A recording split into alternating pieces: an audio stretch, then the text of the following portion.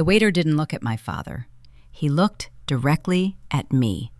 In his hands rested a thick black leather folio holding a receipt for $6,240. At the head of the table, my father, Richard, smiled. It was that tight, practiced grin he used when closing a bad deal. 15 family members sat frozen around the private dining alcove, their eyes darting between my father's empty hands and my purse. He thought he had me backed into a corner. He thought 3 years of silence and the crushing weight of public expectation would force me to pull out my card and save him from ruin.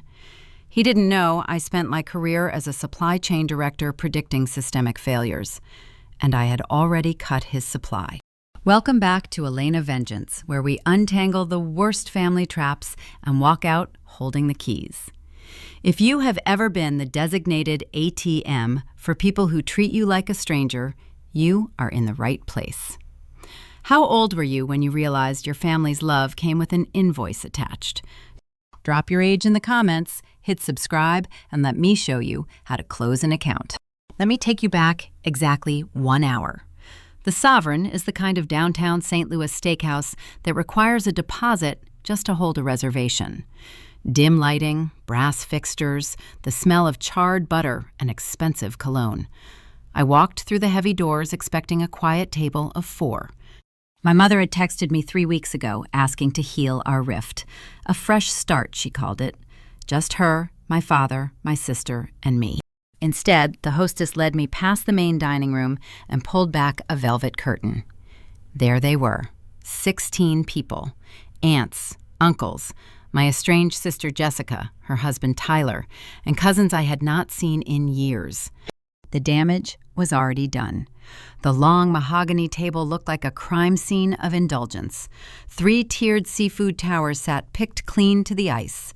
Bone-in Wagyu steaks rested half-eaten on scattered plates. 3 empty bottles of reserve wine stood near my father's elbow. They had been drinking and ordering for over an hour before I even pulled into the parking lot.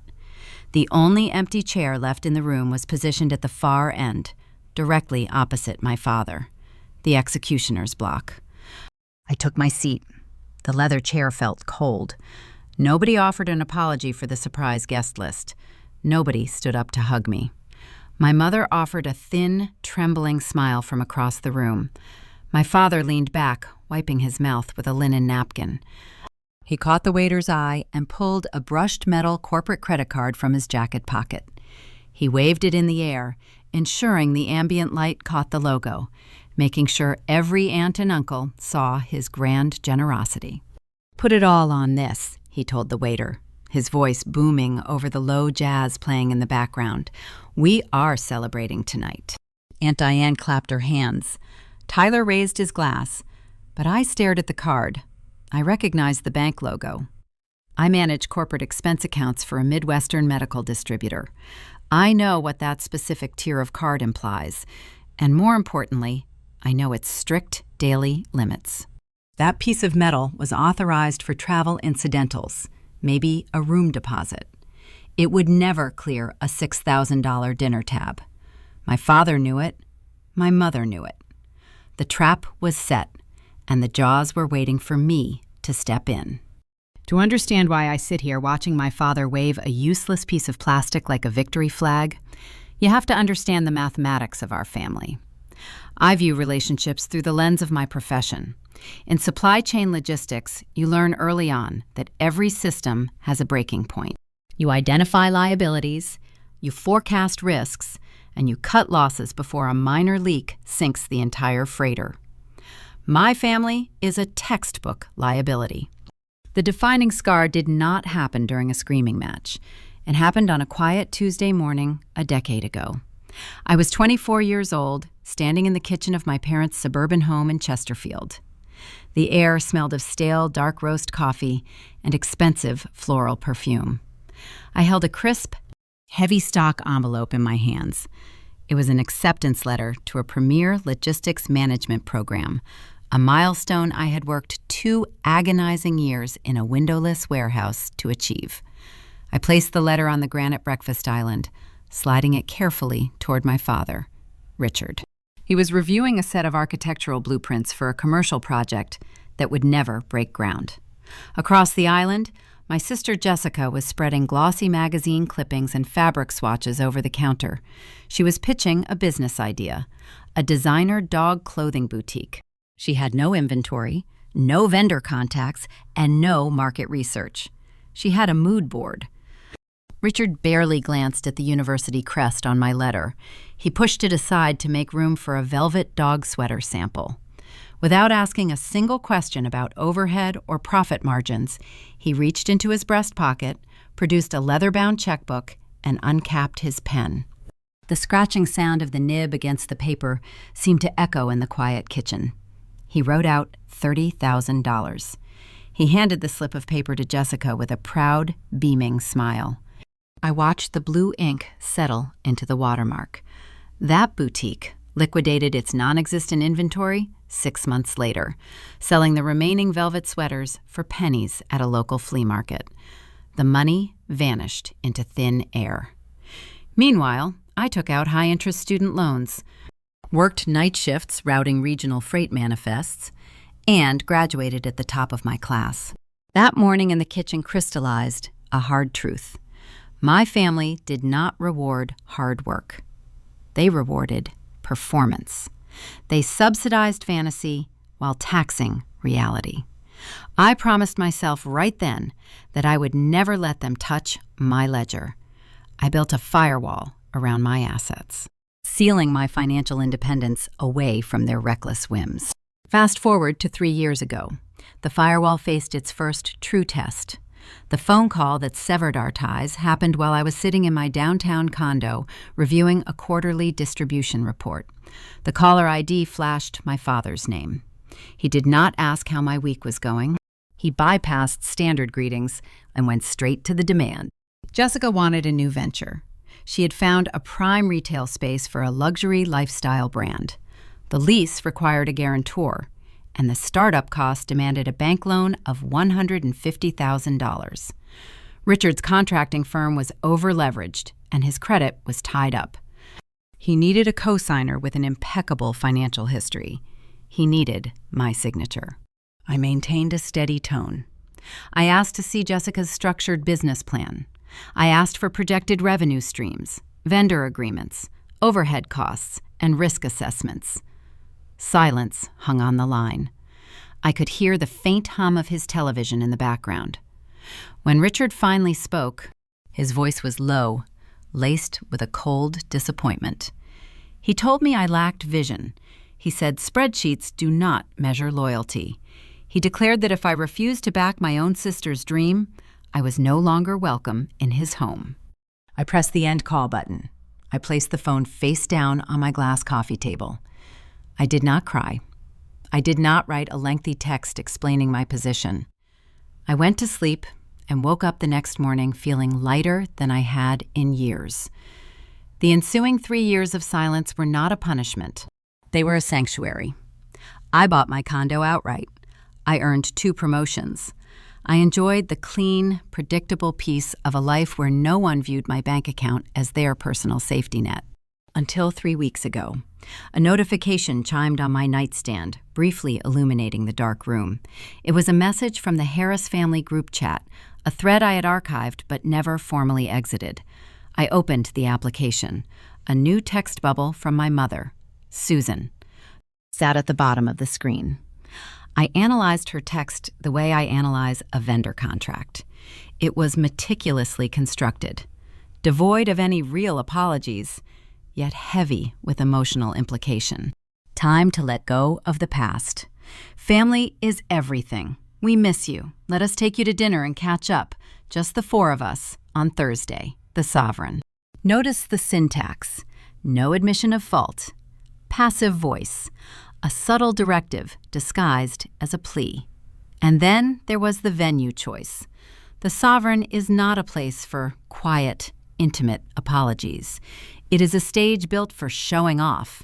You go there to be seen spending money. I debated ignoring the message.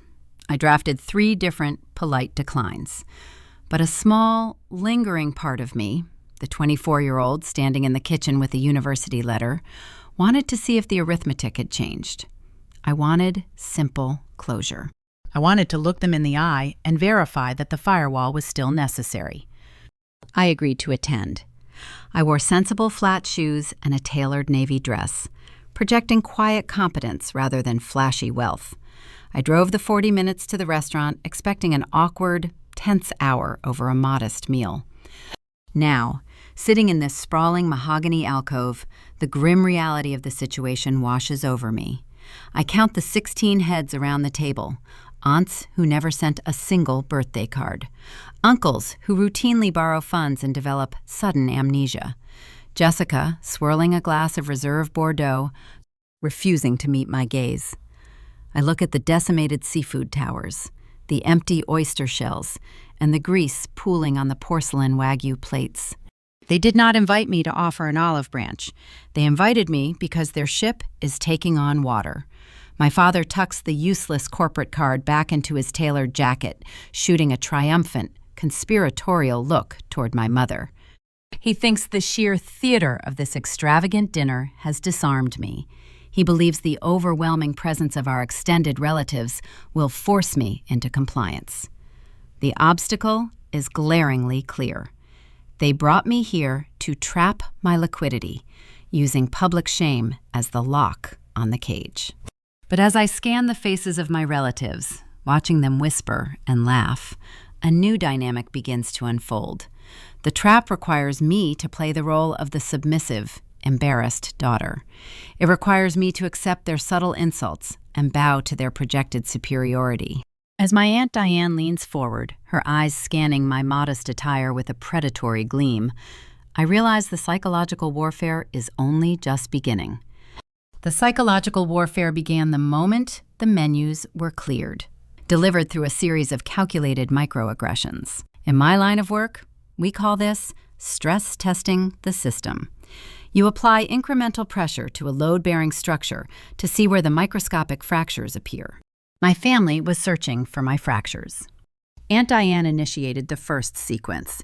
She leaned across the wide mahogany table, her heavy gold bracelets clanking against the polished wood. She smelled sharply of gin and floral perfume. Her eyes swept over my tailored navy dress, lingering on the plain neckline before snapping up to meet my gaze. She offered a smile that did not reach her eyes. "You always dress so sensibly, Bonnie," Diane purred, her voice carrying just enough volume to ensure the surrounding relatives caught the remark. "It is so practical. Not everyone can pull off the rack with such confidence. Look at your sister, though." Jessica always had such an eye for the finer things. Diane gestured grandly toward Jessica, who sat 2 chairs down. Jessica lifted her chin, preening under the attention, and shifted her handbag so it rested more visibly on the edge of the table. It was a structured leather tote featuring a prominent designer emblem, the kind of accessory meant to project unquestionable status. Beside her, Tyler, her husband of 4 years, adjusted his cuffs. He shot me a practiced, arrogant grin, making sure the ambient light caught the heavy silver dive watch secured around his wrist. They expected me to shrink. They wanted me to feel the sting of inadequacy, to wither under the contrast of my plain aesthetic against their curated luxury.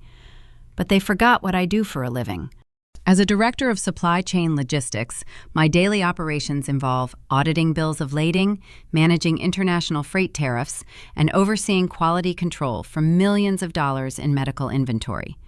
I am trained to authenticate imports. I spot discrepancies in manufacturing tolerances from 10,000 miles away. I looked at Jessica's handbag. The hardware was overly shiny, lacking the brushed, weighted finish of solid brass. More importantly, the stitching along the lower gusset was slightly uneven, a telltale sign of rapid machine assembly rather than handcrafted precision. It was a high-grade, synthetic knockoff. My gaze drifted to Tyler. He was resting his chin on his hand, pretending to listen to Uncle Robert talk about golf. His silver watch was thick and ostentatious, bearing the branding of a legendary Swiss watchmaker. He moved his wrist to check the time. I focused on the dial. The second hand moved in distinct, rigid jumps. Tick, tick, tick.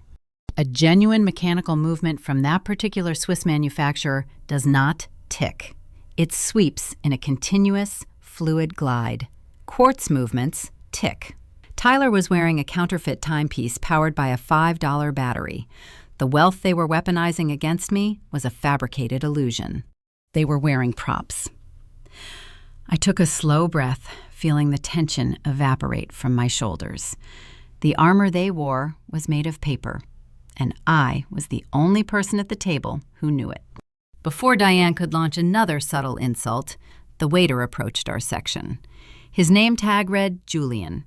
He possessed the sharp, hyper-observant posture of a career hospitality professional. He stood near the center of the alcove, ready to take the next round of beverage orders. My father orchestrated the ordering process with loud authority, commanding Julian to bring a fourth bottle of the Reserve Bordeaux and a round of top-tier truffles for the table. The aunts and uncles eagerly chimed in, requesting customized martinis and imported scotch. They ordered with the reckless abandon of people spending someone else's capital. Julian's pen moved swiftly over his notepad. He stepped around the perimeter of the table, eventually pausing right beside my chair. He looked down at me with professional courtesy, his pen poised. "And for the lady?" he asked softly. "I will just have a sparkling water, please," I replied. The conversation at the table hitched. The clinking of silverware paused. My mother, Susan, let out a high, artificial laugh from the opposite end of the table. She leaned forward, her expression twisted into a mask of maternal concern. "Oh, Bonnie, please live a little," Susan coaxed, her tone dripping with fake sweetness. "You work so hard. You can afford to treat yourself now, right? We all know you are doing very well for yourself."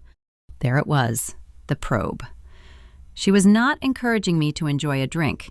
She was taking the temperature of my net worth in front of an audience. She needed the relatives to hear confirmation of my financial stability to justify the trap they were laying. I kept my hands folded neatly in my lap.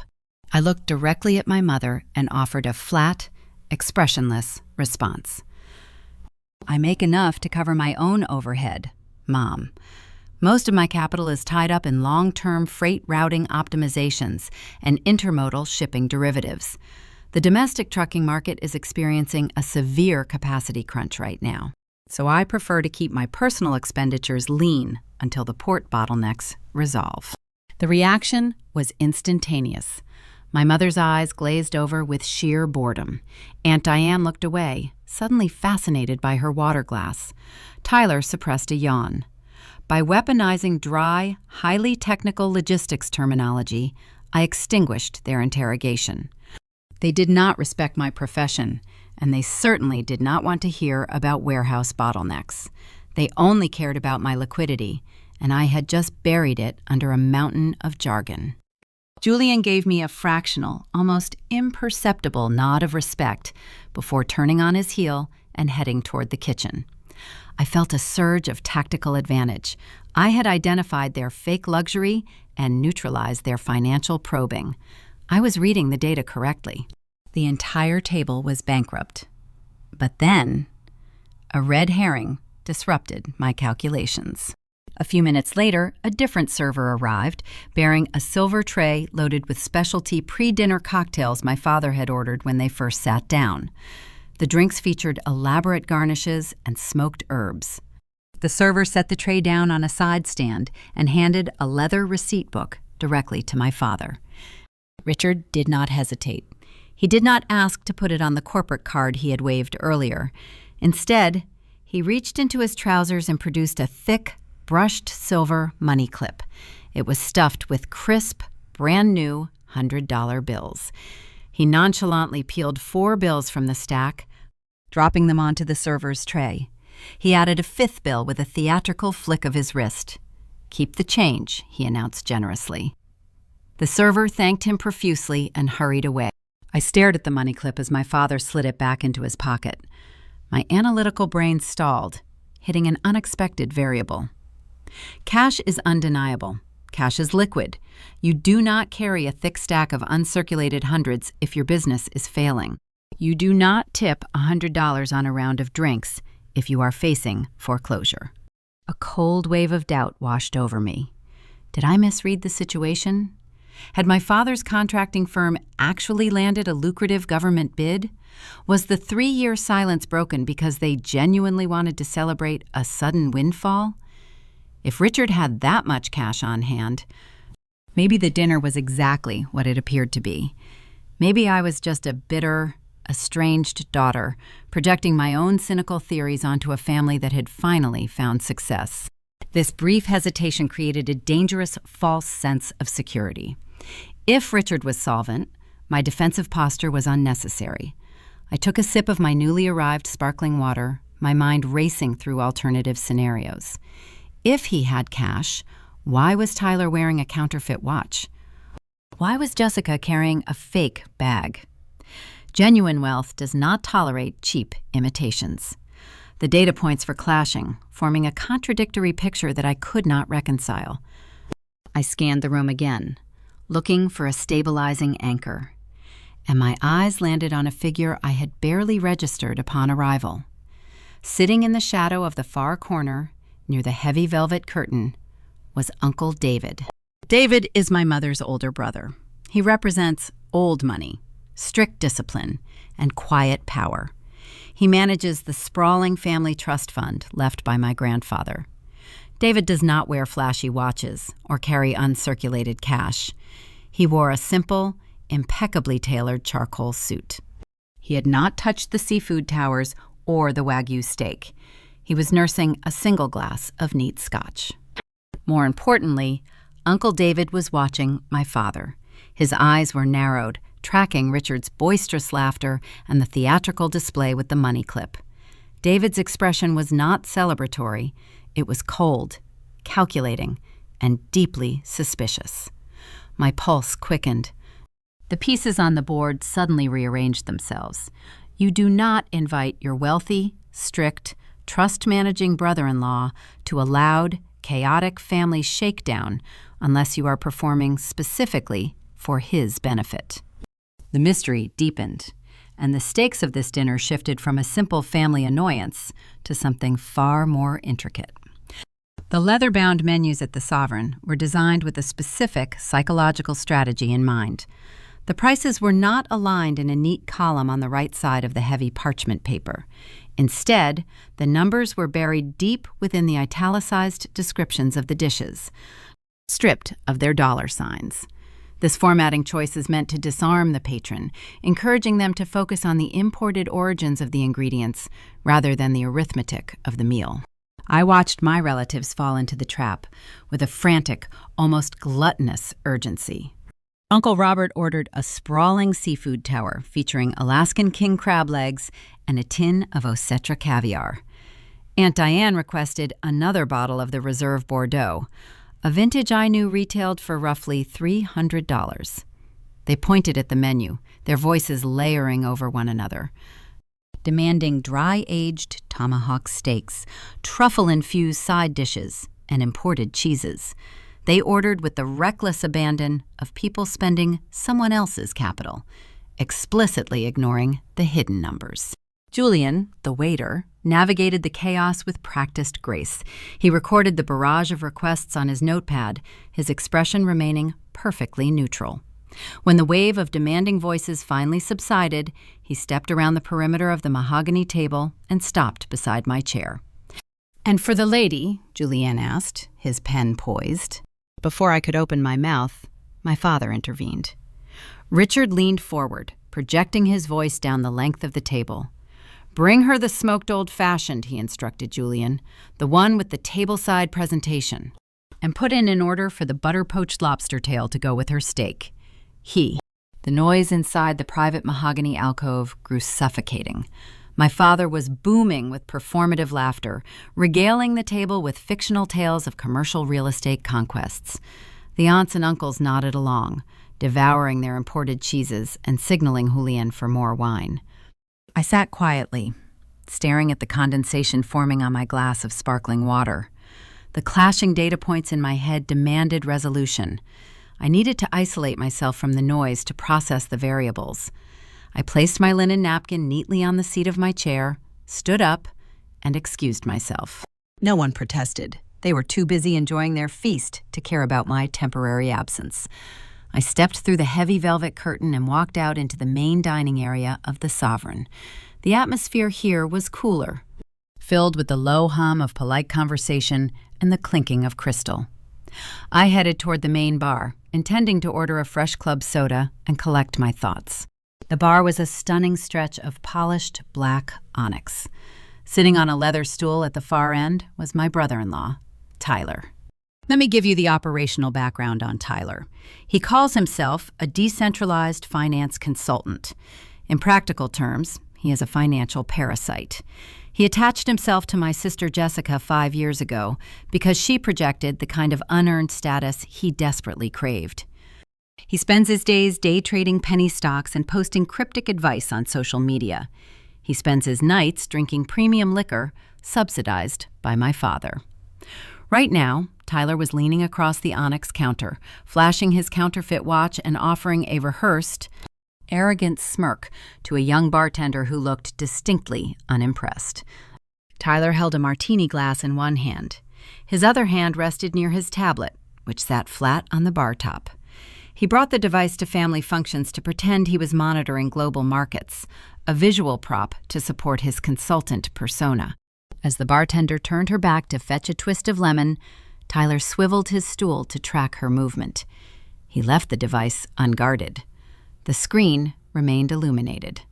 I stepped up to the bar, maintaining a careful distance, staying just out of his peripheral vision. My eyes locked onto the glowing display. I do not make a habit of snooping through personal correspondence, but in logistics, you never ignore glaring surface data. An email push notification sat idle in the center of his lock screen. The sender was listed as a prominent St. Louis bankruptcy law firm. The subject line read, "Urgent, LLC Chapter 11 filing, signature required." Tyler was not filing for corporate bankruptcy. He possessed no actual corporate assets to protect. That email was forwarded to him by Jessica, and Jessica only deals with one limited liability company, my father's construction firm. My pulse remained steady, but my mind accelerated. The scattered puzzle pieces began to lock into a rigid, undeniable framework. I backed away from the onyx bar, leaving Tyler to his futile flirting. I slipped into a quiet, dim corridor near the restaurant coat check and pulled my own phone from my purse. Working in supply chain management means I spend half my week running background checks on freight carriers and verifying the fiscal health of corporate entities. Navigating the Missouri Secretary of State business portal is second nature to me. I opened my browser, accessed the state database, and typed in the exact legal name of my father's contracting firm. I waited. The loading icon spun for 3 agonizing seconds. The search results populated my screen. I tapped on the business profile. The status text was highlighted in stark red font. Insolvent. A Chapter 11 petition had been formally filed 48 hours ago. The company was legally dead. I stood in the dim corridor and let the cold, unforgiving logic wash over me. The red herring dissolved instantly.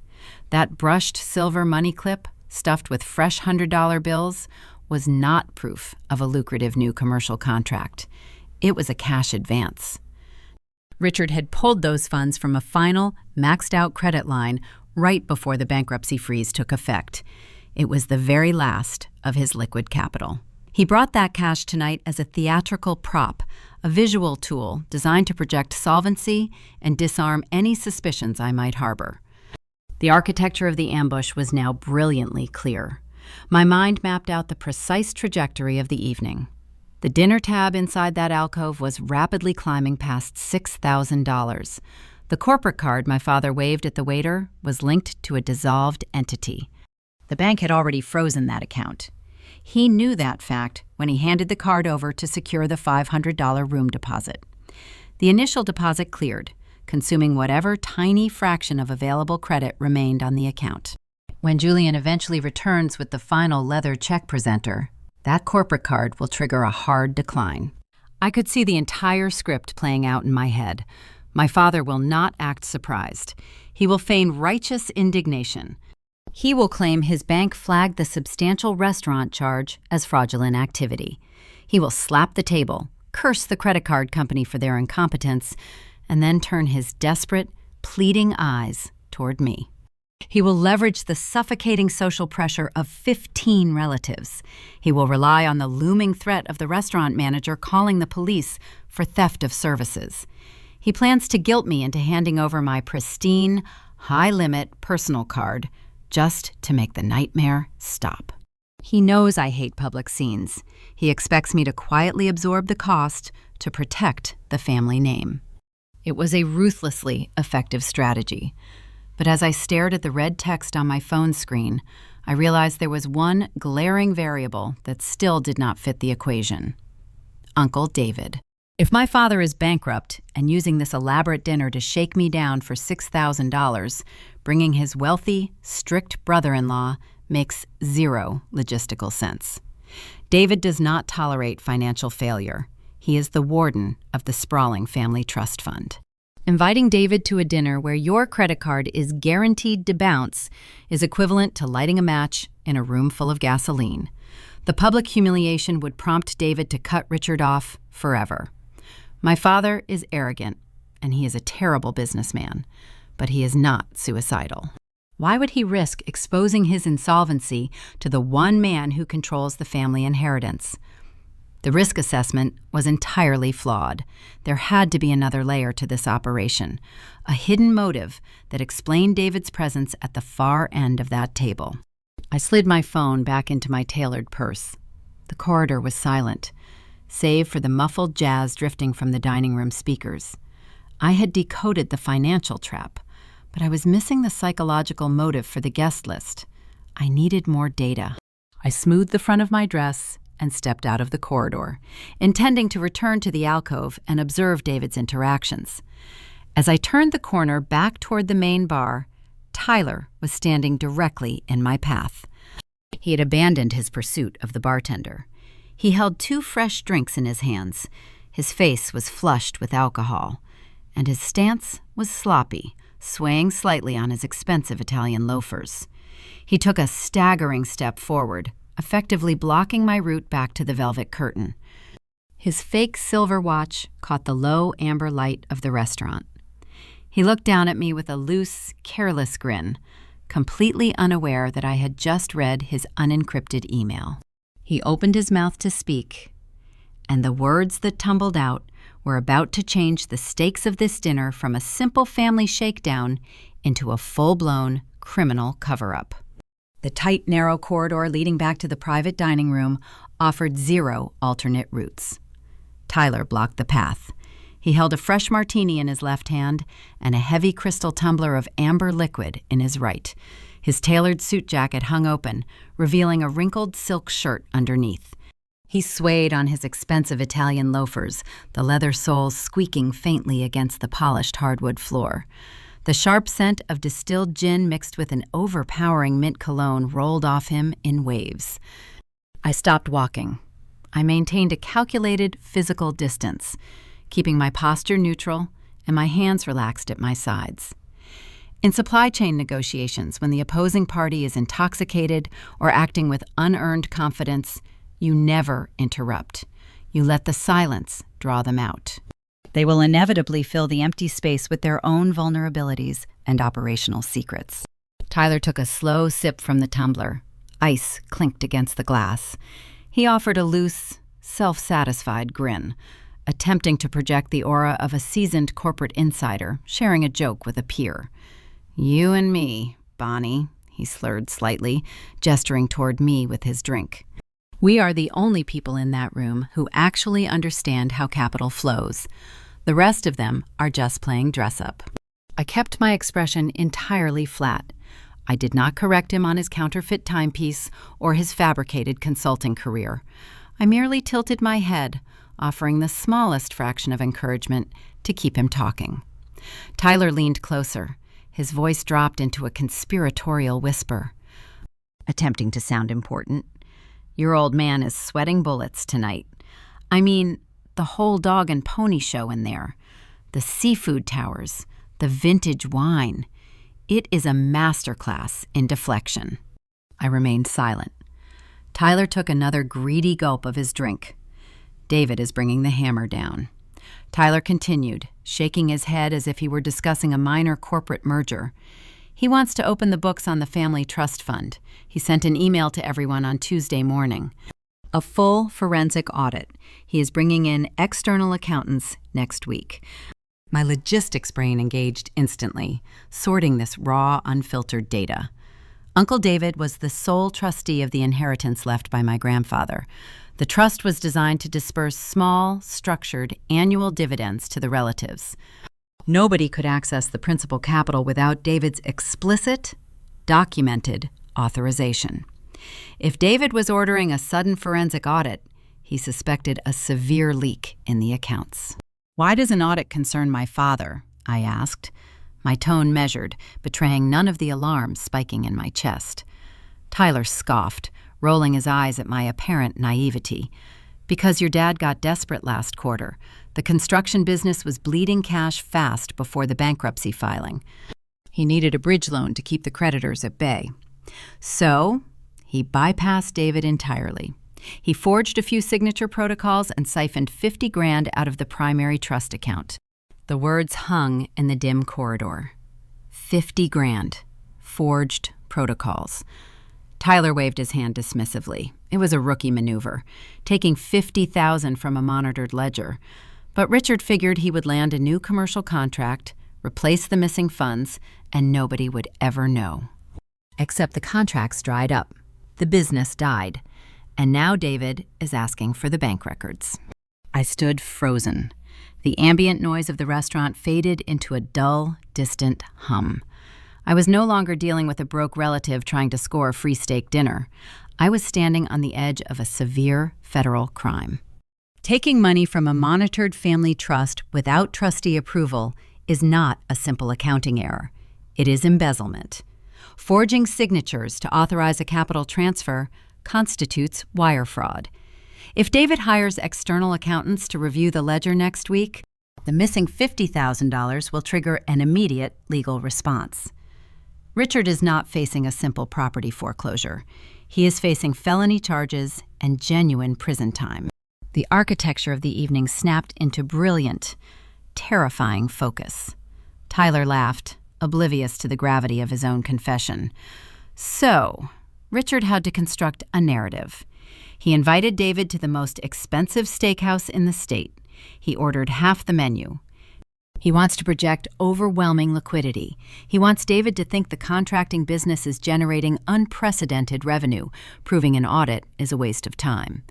But he cannot pay for this meal, I stated quietly. Tyler tapped the side of his nose, looking incredibly smug. That is where you come in, Bonnie. Richard knows his corporate card is frozen. He plans to hand it to the waiter anyway. When it bounces, he is going to stage a performance.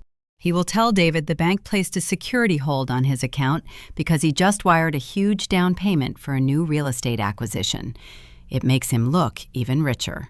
Then he will turn to his successful, sensible daughter and ask you to float the dinner tab for a few hours until his bank lifts the hold. The gears clicked perfectly into place.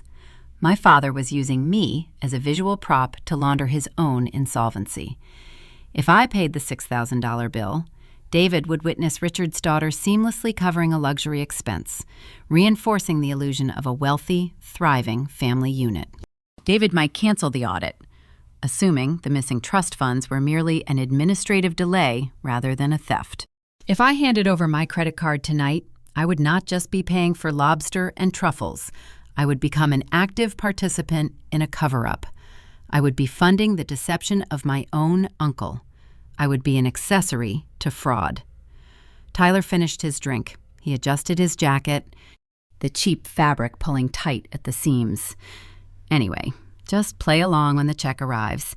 It keeps the old man out of a cell, and it keeps David off our backs. Everybody wins. He stepped around me, stumbling slightly, and pushed his way back through the heavy velvet curtain into the private dining room. I remained in the corridor. The air felt thin. My heart beat in a slow, steady rhythm against my ribs. I had arrived at the Sovereign hoping to find a sliver of genuine connection, a reason to dismantle the firewall I built a decade ago. Instead, I uncovered a conspiracy. In supply chain management, when you discover a corrupted vendor injecting counterfeit goods into your pipeline, you do not politely ask them to stop. You do not negotiate terms. You sever the contract immediately, and you expose the liability to protect your core operations. My father thought he had engineered a flawless trap. He believed social pressure and familial obligation would force me to surrender my assets. He underestimated my capacity for detachment. He forgot that I spend my life measuring risk and eliminating toxic variables. I smoothed the fabric of my navy dress. I checked my reflection in the mirrored wall near the coat check. My face was pale, but rigid with determination. I felt no sorrow for the man sitting at the head of that table. I felt no pity for the sister wearing a fake designer handbag or the brother-in-law drinking on stolen credit. They were critical liabilities, and I was about to execute a systemic purge. I turned my back on the onyx bar and walked toward the private alcove. I parted the velvet curtain and stepped back into the lion's den. The volume inside the room had reached a fever pitch. Uncle Robert was telling a loud, off-color joke. Aunt Diane was demanding another glass of gin. At the far end of the table, Uncle David sat perfectly still, his eyes fixed on Richard with the cold, unyielding scrutiny of an auditor preparing to strike. I walked to my chair and took my seat. The final stage of the evening was approaching. The dessert menus were circulating, the bill was being tabulated in the kitchen, and my sister, flushed and dizzy from the expensive wine, was about to accelerate the timeline and force my father to play his hand much earlier than he intended.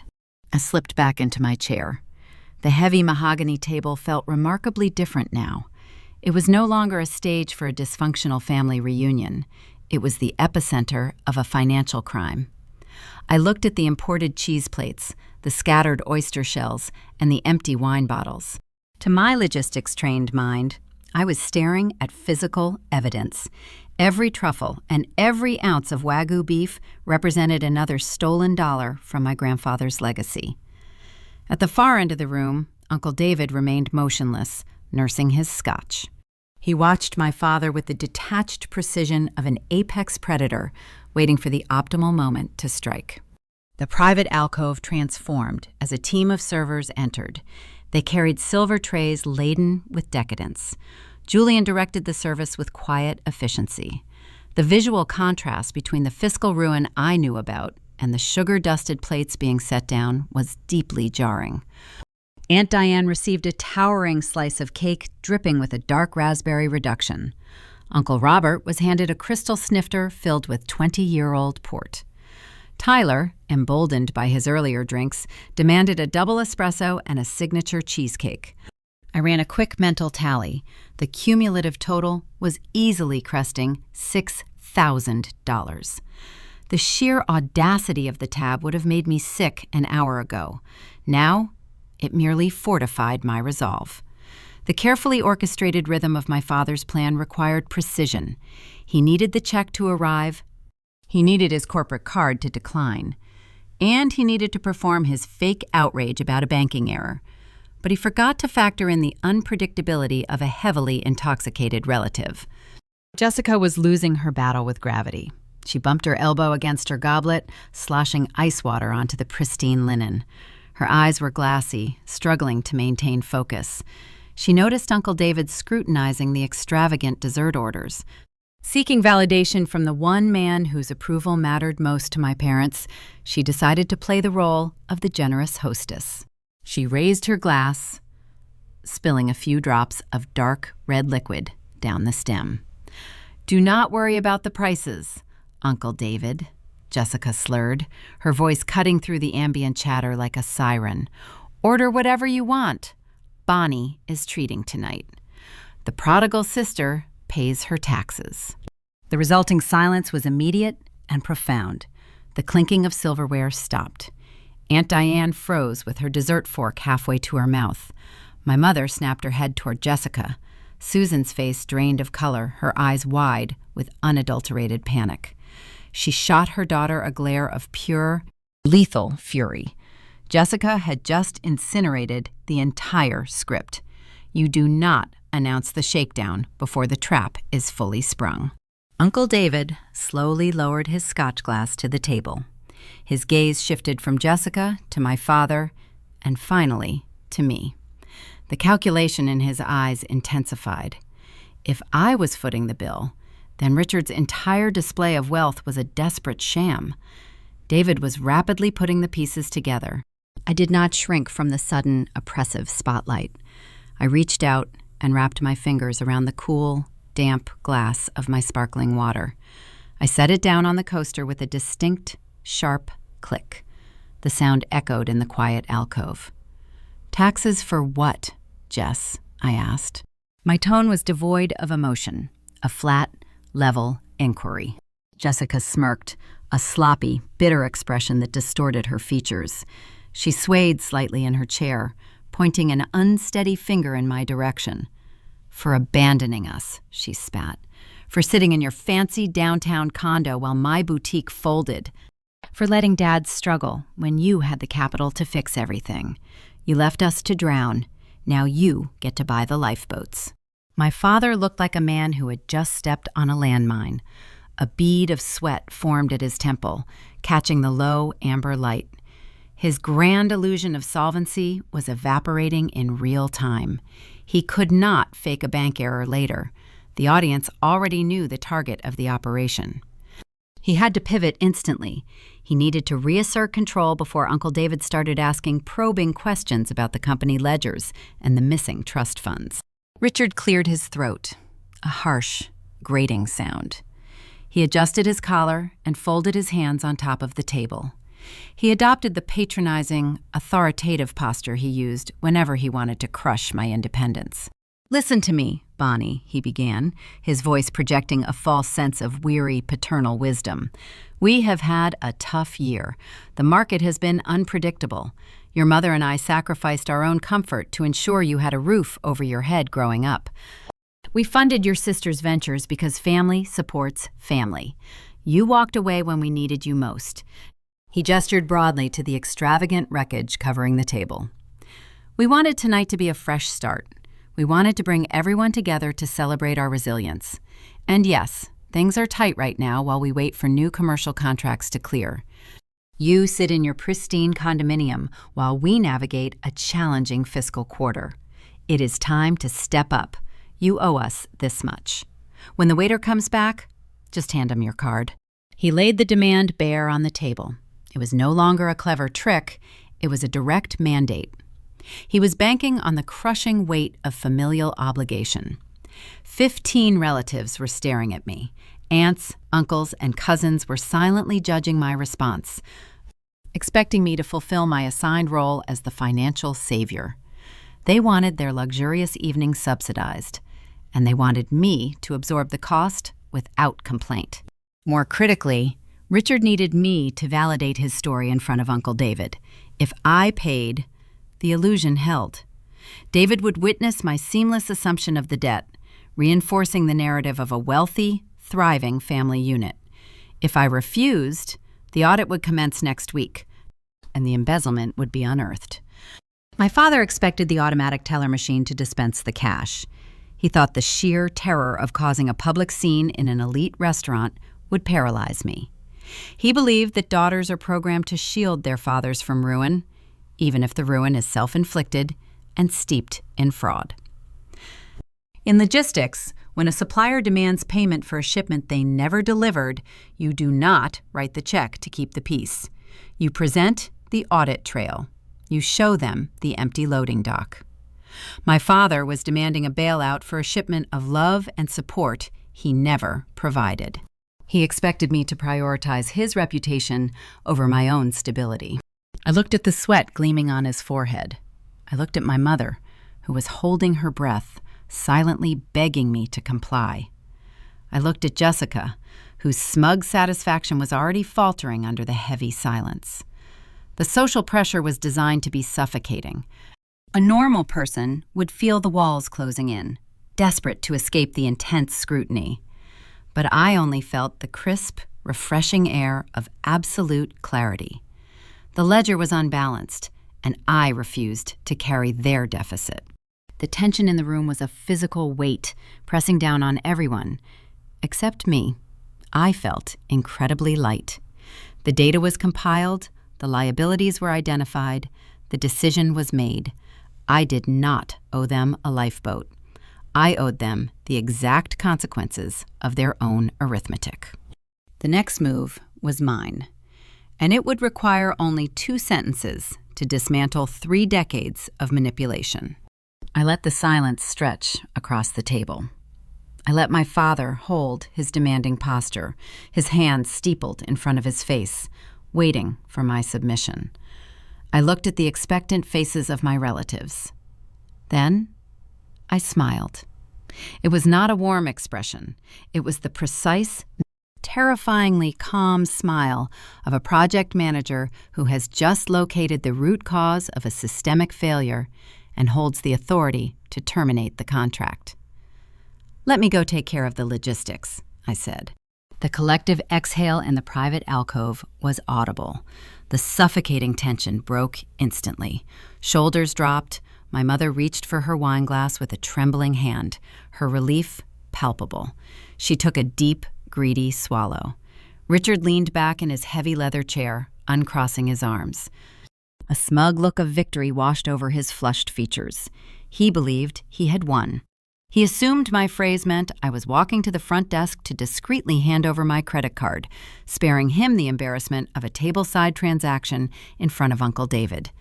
Tyler chuckled, tapping the polished wood with his knuckles, while Jessica went back to examining her counterfeit handbag. I stood up. I smoothed the fabric of my navy dress. I did not take my purse. I left it draped deliberately over the back of my chair to maintain the illusion that I was merely handling an administrative task and returning shortly. I carried only my slim leather card holder. I stepped past the heavy velvet curtain and out into the main dining area. The contrast was striking. Behind me was a cage of manufactured panic and fraud. In front of me was a well-oiled machine of hospitality. I did not head toward the main host stand near the entrance. I rooted myself toward the service station, positioned strategically near the kitchen double doors. This is the operational hub of any high-volume restaurant. It is where the floor managers monitor ticket times and servers organize their checks. Julian was standing there, wiping down a digital point-of-sale terminal. Beside him stood a man wearing a tailored charcoal suit and a discreet earpiece. His gold name tag identified him as Marcus, the floor manager. Marcus possessed the weary, hyper-observant posture of a man who spent decades managing the fragile egos of wealthy patrons. He watched me approach. I could see his stance shift, bracing himself for an ordeal. When a guest walks away from a 16-person private dining table to speak directly with management, it usually signals a severe complaint. In his line of work, that walk means someone is about to demand comped bottles of wine, complain about the temperature of a steak, or throw a tantrum over the service. I stopped in front of the terminal. I did not raise my voice. I kept my tone level, polite, and stripped of any familial emotion. I spoke to Marcus and Julian as if I were negotiating a routine freight transfer with a trusted vendor. I am not the host of that event, I stated clearly, maintaining direct eye contact with Marcus, and I will not be covering their table tonight. Marcus blinked. His expression remained carefully neutral, a testament to his training, though I saw the gears turning behind his eyes. Julian paused his wiping, the cloth hovering above the screen. I leaned in slightly, lowering my volume just enough to ensure privacy from passing patrons. Please bring the full check directly to the gentleman sitting at the head of the table, the one who put his corporate card on file earlier. Do not hand the receipt to anyone else. Julian looked at Marcus, seeking managerial guidance. Furthermore, I continued, my voice steady, I need you to split off just my single sparkling water onto a separate receipt. Close my tab right now and add a 30% gratuity for Julian. His service in that chaotic room has been exceptional, and he deserves to be compensated for dealing with them. Marcus is a seasoned professional. He reads social dynamics for a living. He looked past my shoulder, gazing through the narrow gap in the velvet curtain toward the loud, boisterous alcove. He saw Richard holding court, laughing loudly. He saw the towering empty seafood trays and the drained wine bottles. He looked back at my calm, unbothered posture. He understood the math instantly. Marcus recognized a financial ambush. He realized the intended target had just elegantly sidestepped the trap, leaving the predators to fall into their own pit. A faint, genuine smile touched the corners of Marcus's mouth. It was a look of profound industry respect, the kind shared between people who appreciate efficiency and accountability. "Understood, ma'am," Marcus replied smoothly, giving a short nod. "We will handle the presentation exactly as you requested." Julian tapped the screen of his terminal. The machine whirred, printing a small, crisp slip of paper. The total was $8, plus the gratuity. I handed Julian my credit card. The machine chimed, approving the transaction in less than 3 seconds. My personal ledger was officially closed. My liability in this establishment was reduced to 0. Julian handed my card back along with the merchant copy of the receipt. "Thank you," he said softly. There was a quiet acknowledgement in his voice, a silent appreciation from someone who endures entitled behavior daily and enjoys seeing boundaries enforced. I folded the receipt and tucked it into my card holder. I stood near the kitchen doors for a brief moment, observing the dining room. I had just armed a financial explosive. The timer was ticking down, driven by the speed of the restaurant's billing software. In a few minutes, Julian would print the itemized receipt for the remaining $6,232. He would place it inside a heavy leather book. He would walk through the velvet curtain and hand it to a man whose bank accounts were frozen by a federal bankruptcy court. My father thought he was playing a brilliant game of chess.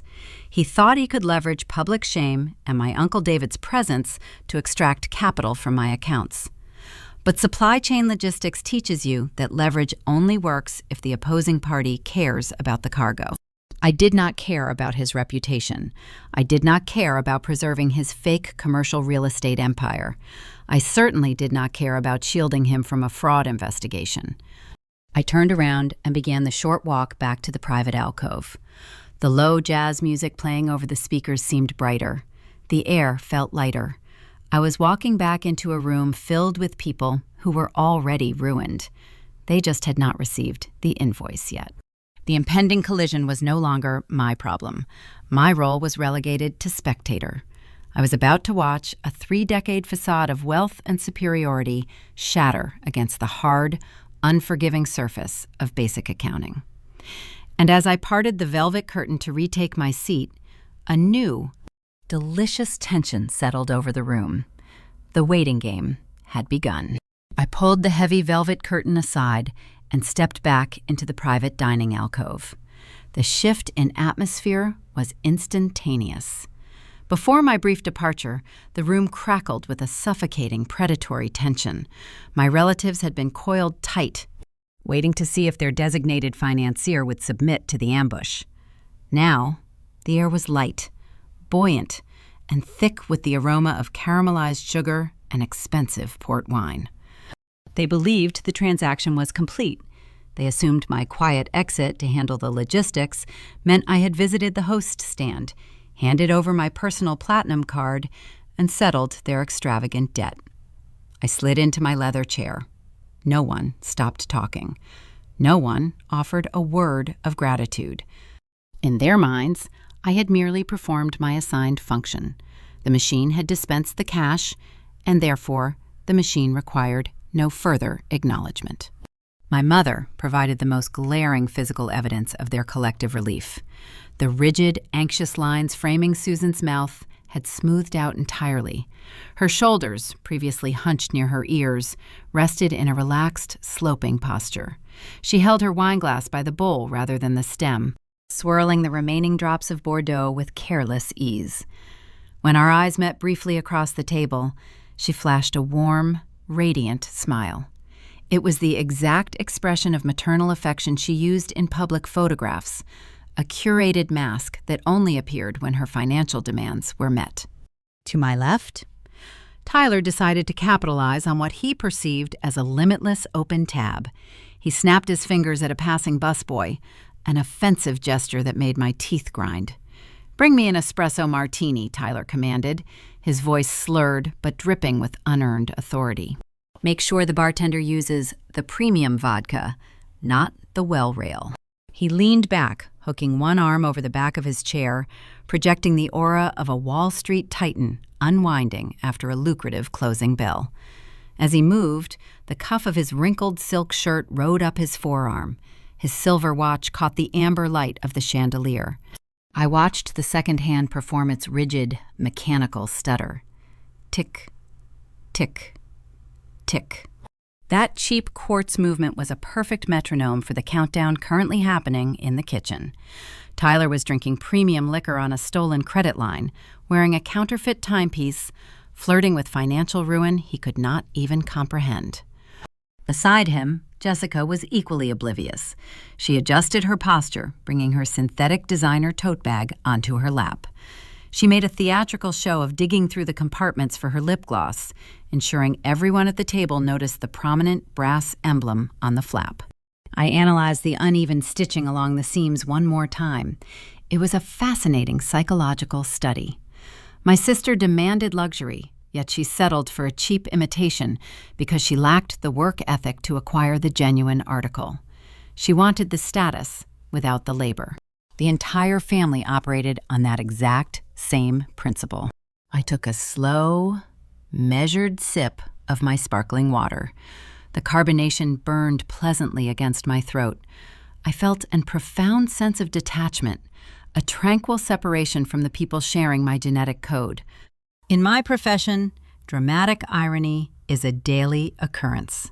I often review supply chain manifests for external vendors, knowing full well their primary manufacturing plant just failed a critical safety inspection.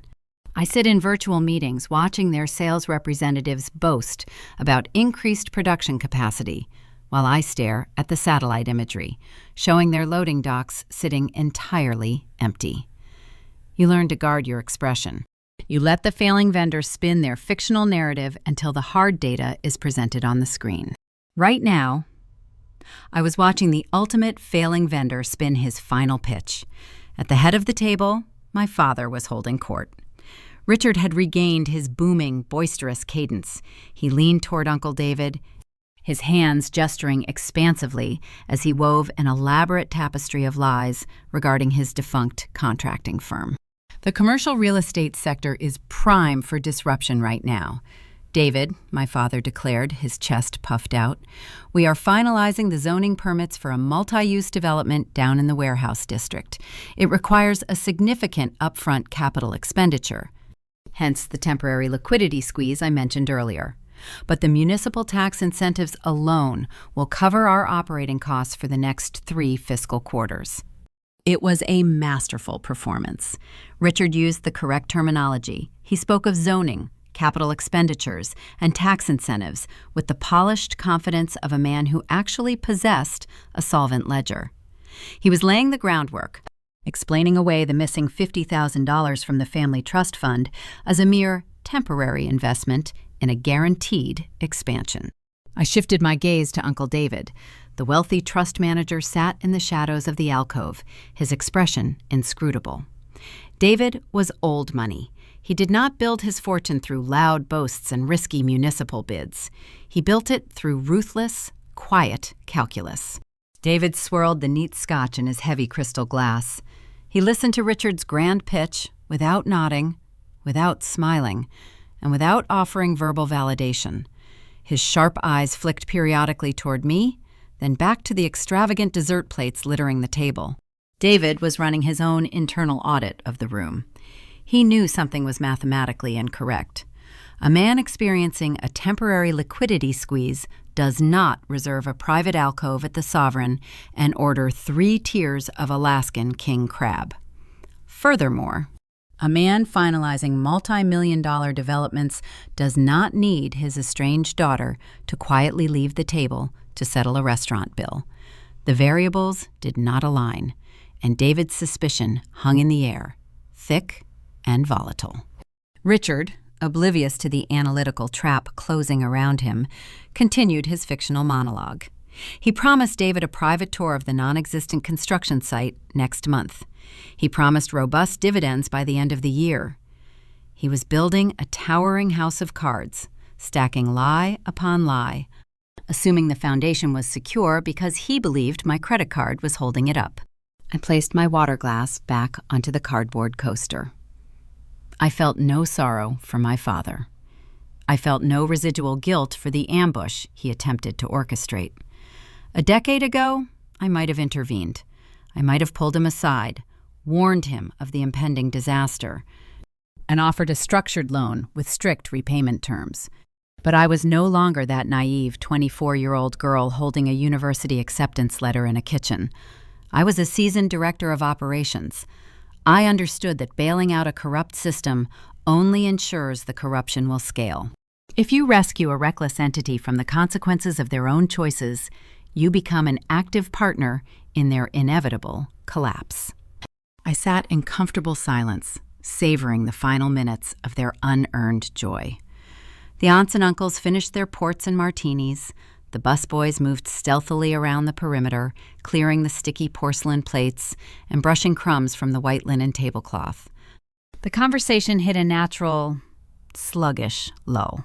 The sugar and the alcohol were taking their toll, leaving the relatives lethargic and satisfied.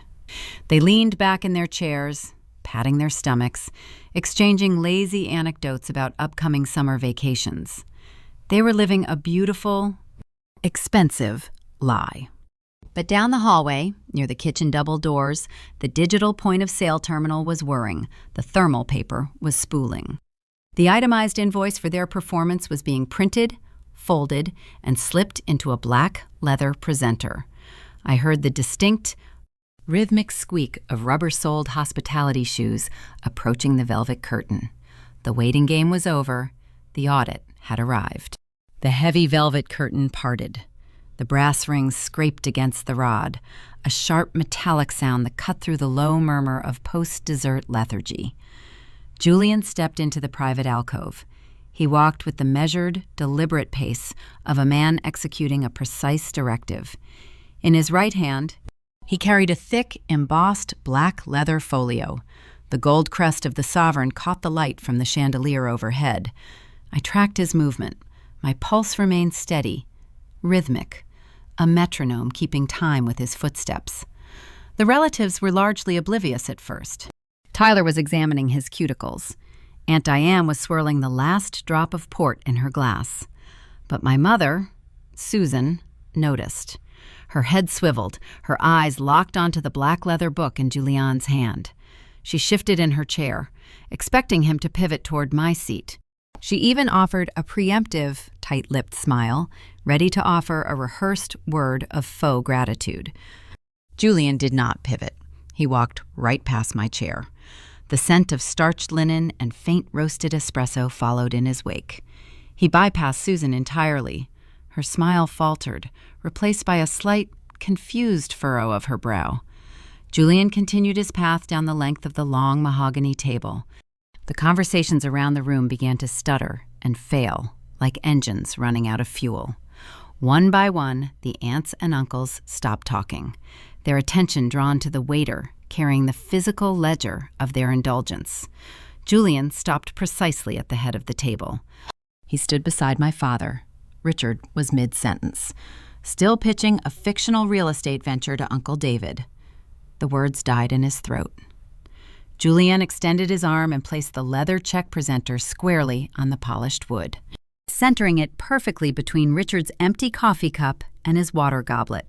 It landed with a soft, heavy thud.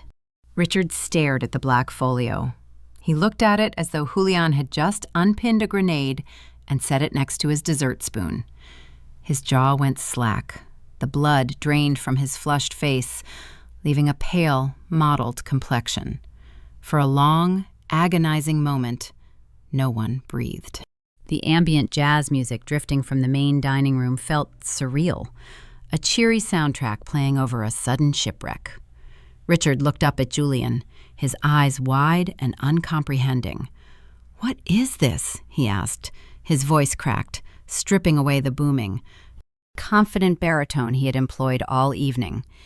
It sounded thin, reedy, and terrified. Julian did not flinch. He maintained perfect posture, his hands clasped behind his back.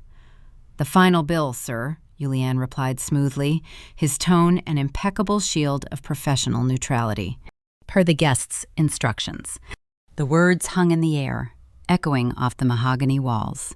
Susan gasped. The sound was sharp, a genuine intake of fear. She whipped her head around to face me. The carefully curated mask of the loving, relieved matriarch shattered into a dozen jagged pieces. Her eyes were wide, darting between my calm expression and the leather book sitting near her husband's hands. "Bonnie," she whispered, her voice trembling, "I thought you took care of it." I kept my hands folded neatly in my lap. I did not lean forward. I did not raise my chin. I looked directly into my mother's panicked eyes and delivered the factual data. I took care of my sparkling water, Mom. I paid my $8 tab and closed out my account. Dad waved his card earlier and told the entire room he was celebrating. I assumed he had the logistics covered. The silence that followed my statement was profound. It was the sound of a structural collapse. Tyler lowered his wrist, his fake watch suddenly feeling very heavy. Jessica stopped digging through her synthetic designer bag, her mouth hanging slightly open. The aunts and uncles exchanged nervous, darting glances. They were guests who thought they were attending a fully funded gala, only to realize the host was broke and the doors were locked. But the most dangerous reaction came from the far end of the table. Uncle David leaned forward. The shadows no longer obscured his face. His eyes were narrowed into cold, calculating slits. He looked at the leather folio, then up at Richard. David did not say a word. He did not need to. His silence was an interrogation.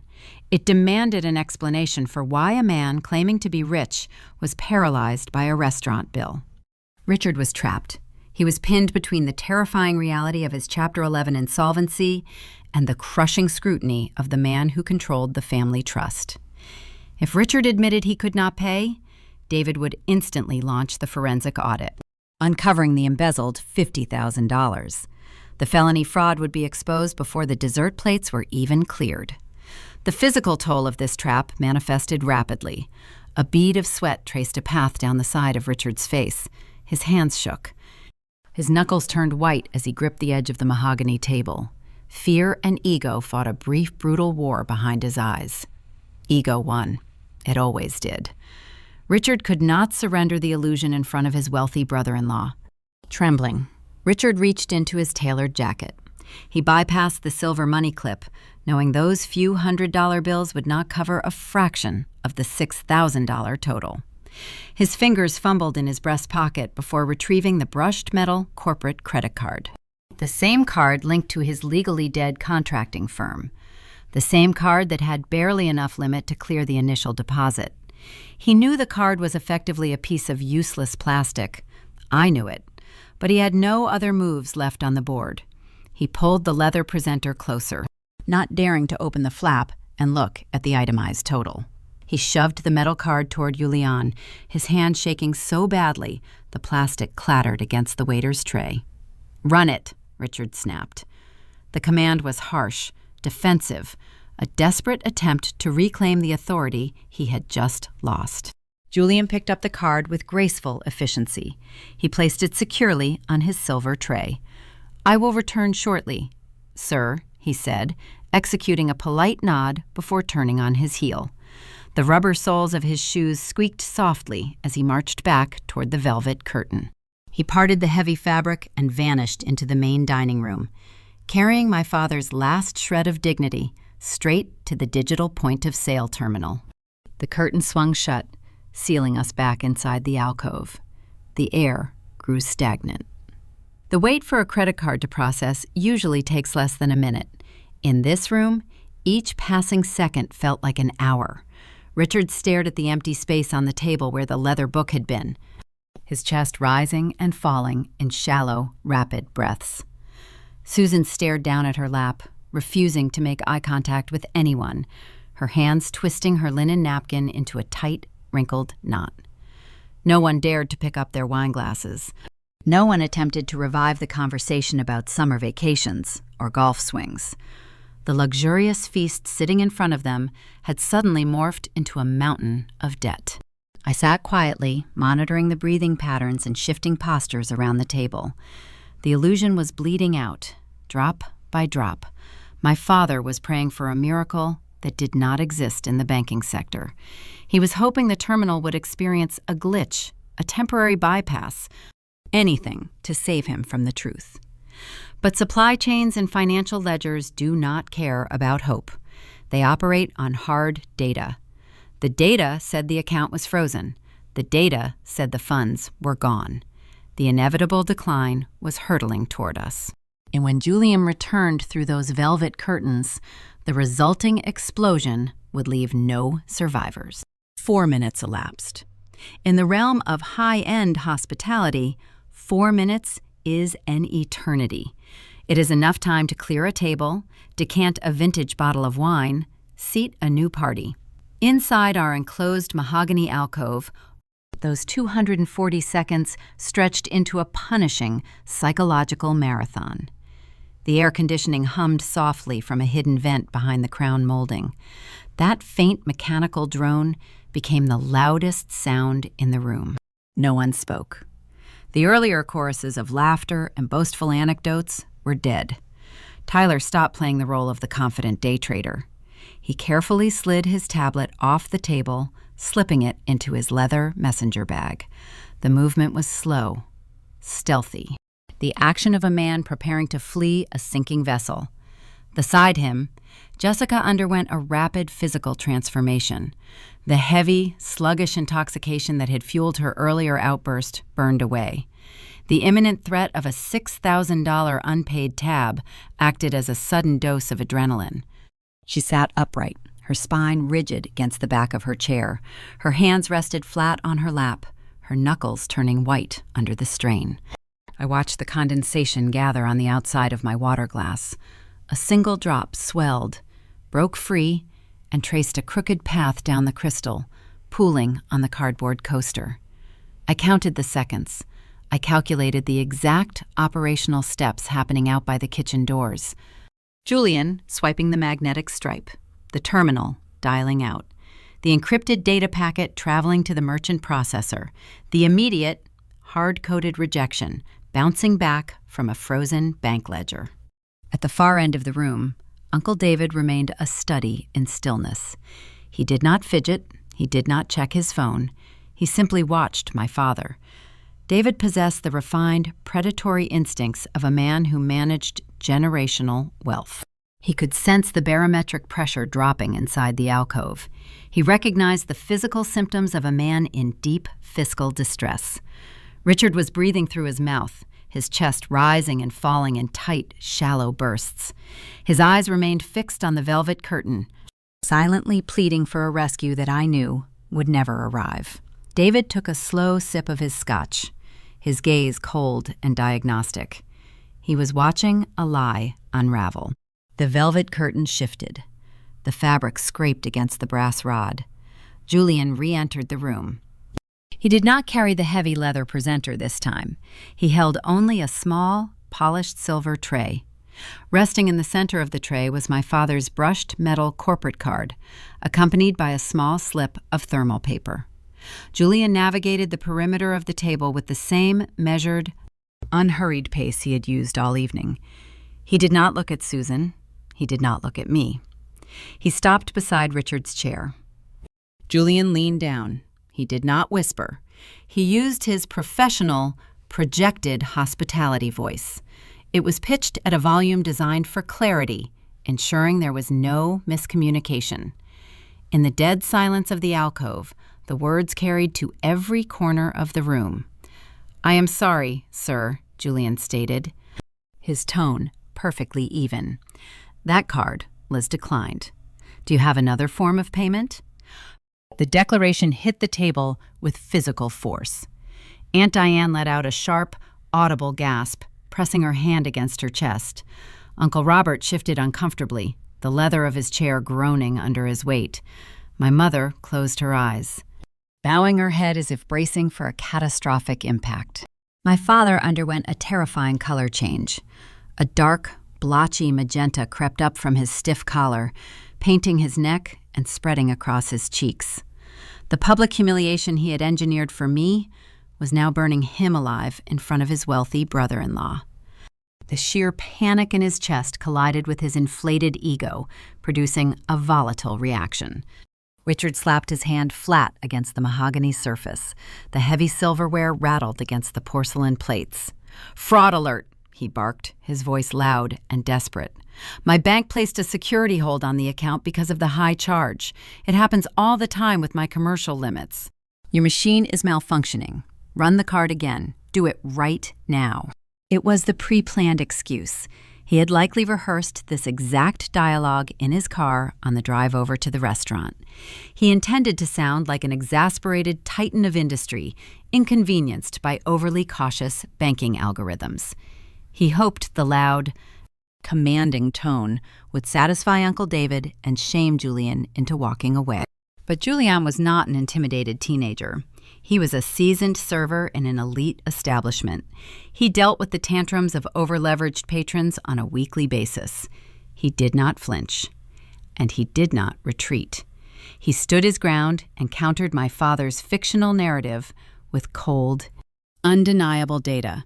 "We ran the card twice, sir," Julian replied smoothly, unbothered by the sudden elevation in volume. The terminal did not return a fraud alert code. It returned an insufficient funds code. The operational distinction between those two banking responses is vast. A fraud alert implies protective wealth and stringent security. An insufficient funds code implies an empty vault. Julian had just stripped away my father's final layer of defense. He announced to a room containing 15 relatives and the warden of the family trust that Richard's corporate account was drained dry. The silence returned, heavier and far more toxic than before. The illusion was dead. The performance was over. We were sitting in the wreckage of a dissolved contracting firm.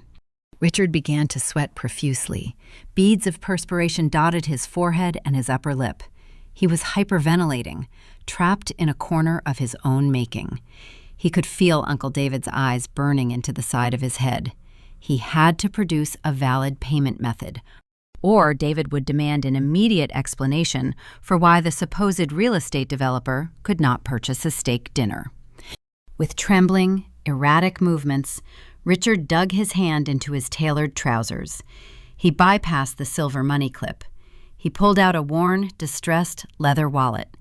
His fingers fumbled with the tight card slots. He managed to extract a standard personal rewards credit card. I watched the piece of plastic emerge. My logistics training ran a rapid risk assessment. This was his personal line of credit.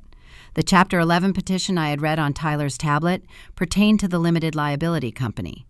But when a small business owner files for restructuring, their personal finances are almost always deeply entangled. That personal card was likely carrying the burden of his legal retainer, his missed utility payments, and his daily living expenses. It was the financial equivalent of a lifeboat taking on heavy water. Richard practically threw the personal card onto the silver tray. The plastic bounced against the metal, a hollow, frantic sound. "Try this one," he hissed, refusing to look up, refusing to meet anyone's gaze.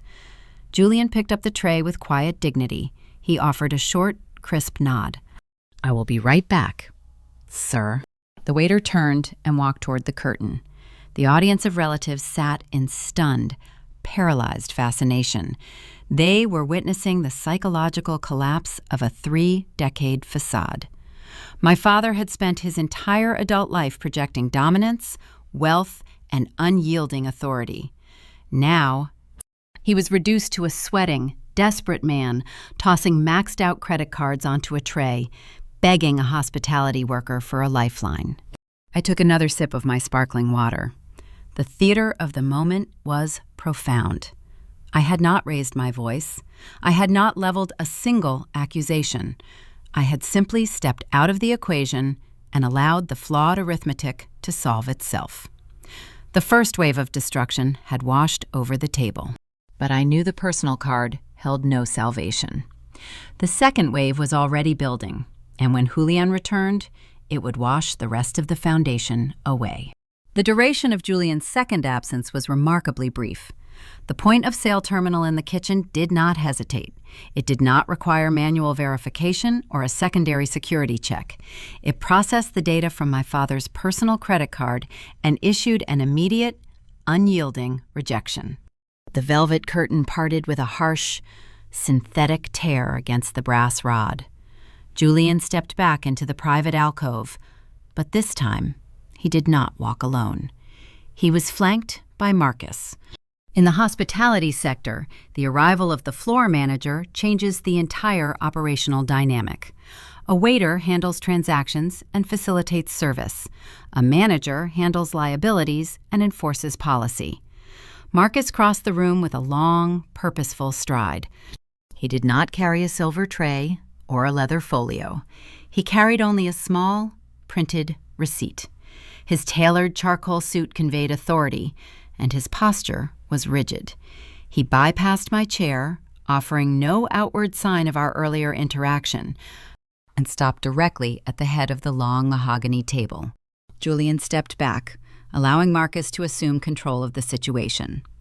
"Mr. Harris," Marcus began, his voice pitched at a steady, commanding volume that left no room for negotiation.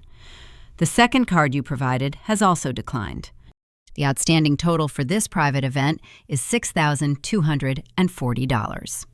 The air inside the alcove felt as though it had been instantly vacuumed out. The relatives sat frozen, reduced to statues. Aunt Diane covered her mouth with her hands. Tyler gripped the edge of the table, his knuckles jutting out sharply. My mother squeezed her eyes shut, a silent tear finally breaking free and tracing a path through her foundation. "We require a valid payment method right now," Marcus stated, fixing my father with a hard, uncompromising stare. "If you cannot produce the funds to settle this debt immediately, I will have no choice but to contact the local authorities and file a formal report regarding theft of services." The Boulder conflict slammed into the center of the table. The threat of police involvement shattered the last remaining fragments of polite society. My father was no longer facing embarrassment.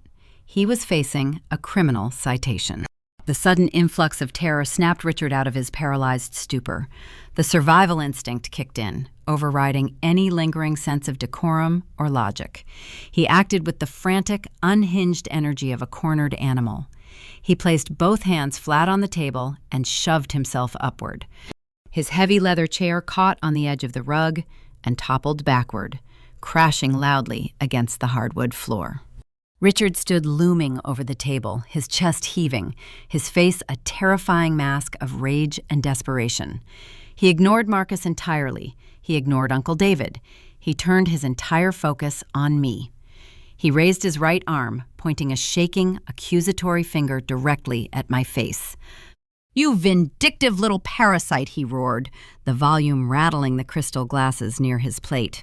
His voice was raw, stripped of all paternal affection, revealing the deep, ugly entitlement he had harbored for decades. "Pay the bill. You have the money sitting in your accounts. Give the manager your card right now." The mask was completely gone. He was not asking for a favor. He was not proposing a temporary loan. He was issuing a demand for my capital, treating my financial assets as if they were an extension of his own wallet. He believed his authority as a father superseded my right to financial autonomy. He felt entitled to my hard work, my discipline, and my savings to cover the cost of his massive, fraudulent performance. The remaining 15 relatives shifted their gaze toward me, waiting to see if the designated shock absorber would deploy. They were terrified of the police arriving. They wanted the conflict resolved, and historically, I was the designated resolution protocol. I did not move. I maintained my calm, steady posture, my hands resting lightly on my lap. I looked at the shaking finger pointed at my face. I looked at the sweat pouring down my father's forehead. I felt a profound sense of vindication. The ugly truth was finally illuminated by the harsh light of reality. But before I could deliver my response, a slow, deliberate movement at the far end of the room shifted the entire axis of the conflict. Uncle David pushed his chair back. He stood up. David did not knock his chair over. He did not raise his voice. He stood with the quiet, chilling composure of an executioner preparing the block. He adjusted the lapels of his suit jacket. His eyes locked onto my father. And the intensity of that gaze was enough to extinguish Richard's screaming rant instantly. David is a man who deals in ledgers, audits, and empirical data. He possessed a ruthless, analytical mind. As he watched my father beg a hospitality worker for patience and then scream at his estranged daughter for a bailout, the final puzzle pieces aligned perfectly in David's head. A man who claims to be executing massive commercial real estate expansions does not have 2 credit cards bounce at a steakhouse. A man who boasts of robust liquidity does not face arrest for theft of services over a $6,000 tab. If Richard could not pay for dinner, Richard's contracting business was dead. And if the business was dead, the $50,000 missing from the family trust fund was not a temporary bridge loan awaiting a municipal contract payout. The money was gone, embezzled, burned in a desperate attempt to delay the inevitable bankruptcy. Richard, David said. His voice was not loud, but it possessed a cold, metallic density that cut through the panic in the room like a scalpel. Where is the trust money? The question hit the room like a secondary detonation. It was precise, targeted, and utterly devastating. My father froze. His arm, still pointing at me, slowly lowered until it hung uselessly by his side. The magenta flush on his face faded back to a sickly, ashen gray. He opened his mouth to formulate a response, to spin another lie, to offer a fictional projection, but his throat seized. He had nothing left. His ammunition was depleted. The aunts and uncles turned their heads, their expressions shifting from fear of the restaurant manager to profound, uncomprehending horror. Uncle Robert leaned forward, his voice a hoarse whisper. "What trust money, David? What is he talking about?" Richard. Aunt Diane's jaw dropped. The implications washed over the extended family like a tidal wave of ice water. The trust fund was supposed to be their safety net. It was the ancestral capital meant to provide small, steady dividends for their retirements and their children's educations. David took a slow step forward, closing the distance between the shadows and the edge of the mahogany table. "I reviewed the preliminary ledger reports this morning, Richard. $50,000 was transferred out of the primary holding account 3 weeks ago. The authorization signatures were highly irregular. I scheduled a forensic audit for next Tuesday. You invited me here tonight to convince me the audit was unnecessary. You wanted me to see how successful you were." David looked down at the empty, grease-stained Wagyu plates and the discarded crab shells. This entire dinner was a stage play. You stole from the family trust to cover your failing business, and you brought us here to launder the theft. The alcove erupted into chaos. The polite, curated silence of the elite steakhouse was shattered by the raw, ugly noise of a family cannibalizing itself. Uncle Robert slammed his fist on the table, pointing at Richard. "You stole from the trust. Are you out of your mind? My daughter's tuition comes out of that fund next month." Aunt Diane began to hyperventilate, clutching her chest. "Oh my God," she wailed, her voice shrill and panicked. "We are going to lose everything. He took our money." Tyler grabbed Jessica by the arm, pulling her out of her chair. "We need to leave," he hissed, his eyes wide with the realization that his free ride was permanently derailed. "Get your bag. We are not getting dragged into a federal fraud investigation." Jessica ripped her arm out of his grasp, tears streaming down her face, screaming at my mother. "You knew about this. Did you know he took the money?" Susan was sobbing uncontrollably now, her face buried in her hands, offering no defense. She had traded her integrity for the illusion of status, and the transaction had finally bankrupted her. I sat in the center of the maelstrom, completely detached from the wreckage. My logistical operation was complete. I had not reported the crime. I had not initiated the audit. I had merely refused to provide the capital required to maintain the lie. By simply stepping out of the way, I allowed gravity to take hold. Marcus stood firm near the head of the table, unfazed by the screaming relatives. He pulled a small, sleek radio from his pocket and pressed the call button. "Send security to the private alcove," he instructed calmly into the microphone, "and have the front desk dial the local precinct. We have a confirmed theft of services." The trap had snapped shut. The predators were caught in the steel teeth of their own design. The illusion was dead. The authorities were inbound, and it was time for me to deliver my final assessment. The private dining room was a cacophony of panicked accusations and raw terror. Uncle Robert shouted over Aunt Diane's shrill, panicked crying, demanding to know if his daughter's college tuition was safe. Jessica yelled at Tyler, blaming him for not carrying any emergency cash, while Tyler stared blankly at the floor, paralyzed by the looming threat of police intervention. My father stood frozen beside his overturned leather chair. He was a hollow shell of a man, watching his life's work and his carefully curated reputation burn to ash in real time. The noise bounced off the dark mahogany walls, creating a suffocating echo chamber of desperation. I placed my palms flat against the pristine white tablecloth. I pushed my chair back. The wooden legs scraped against the floorboards, a sharp sound that pierced through the arguing. I stood up to my full height. I did not need to shout to seize control of the room. True authority does not require volume. It requires leverage. And I held all the leverage. I smoothed the front of my tailored navy dress. I took a slow, deep breath, inhaling the mingling sense of expensive charred meat, spilled port wine, and sharp, metallic fear. The visual contrast between my absolute stillness and their frantic flailing acted as a circuit breaker. One by one, the relatives noticed me standing there. The shouting dialed down to a frantic murmur. Then, total silence fell over the alcove. 16 pairs of eyes locked onto me, waiting for the verdict. I looked down the length of the long table. I met my father's terrified, bloodshot eyes. He looked like a cornered animal, silently pleading for the rescue he had just aggressively demanded. "I did not order $6,000 worth of food," I stated. My voice echoed cold, clear, and clinical in the quiet room. "I ordered an $8 glass of sparkling water." I gestured toward the devastated seafood towers, the cracked crab shells, and the empty reserve wine bottles littering the center of the table. "You did not invite me here tonight to make amends, Richard. You did not want a fresh start, and you certainly did not want to heal our relationship. You invited me because your construction firm filed for Chapter 11 bankruptcy 48 hours ago."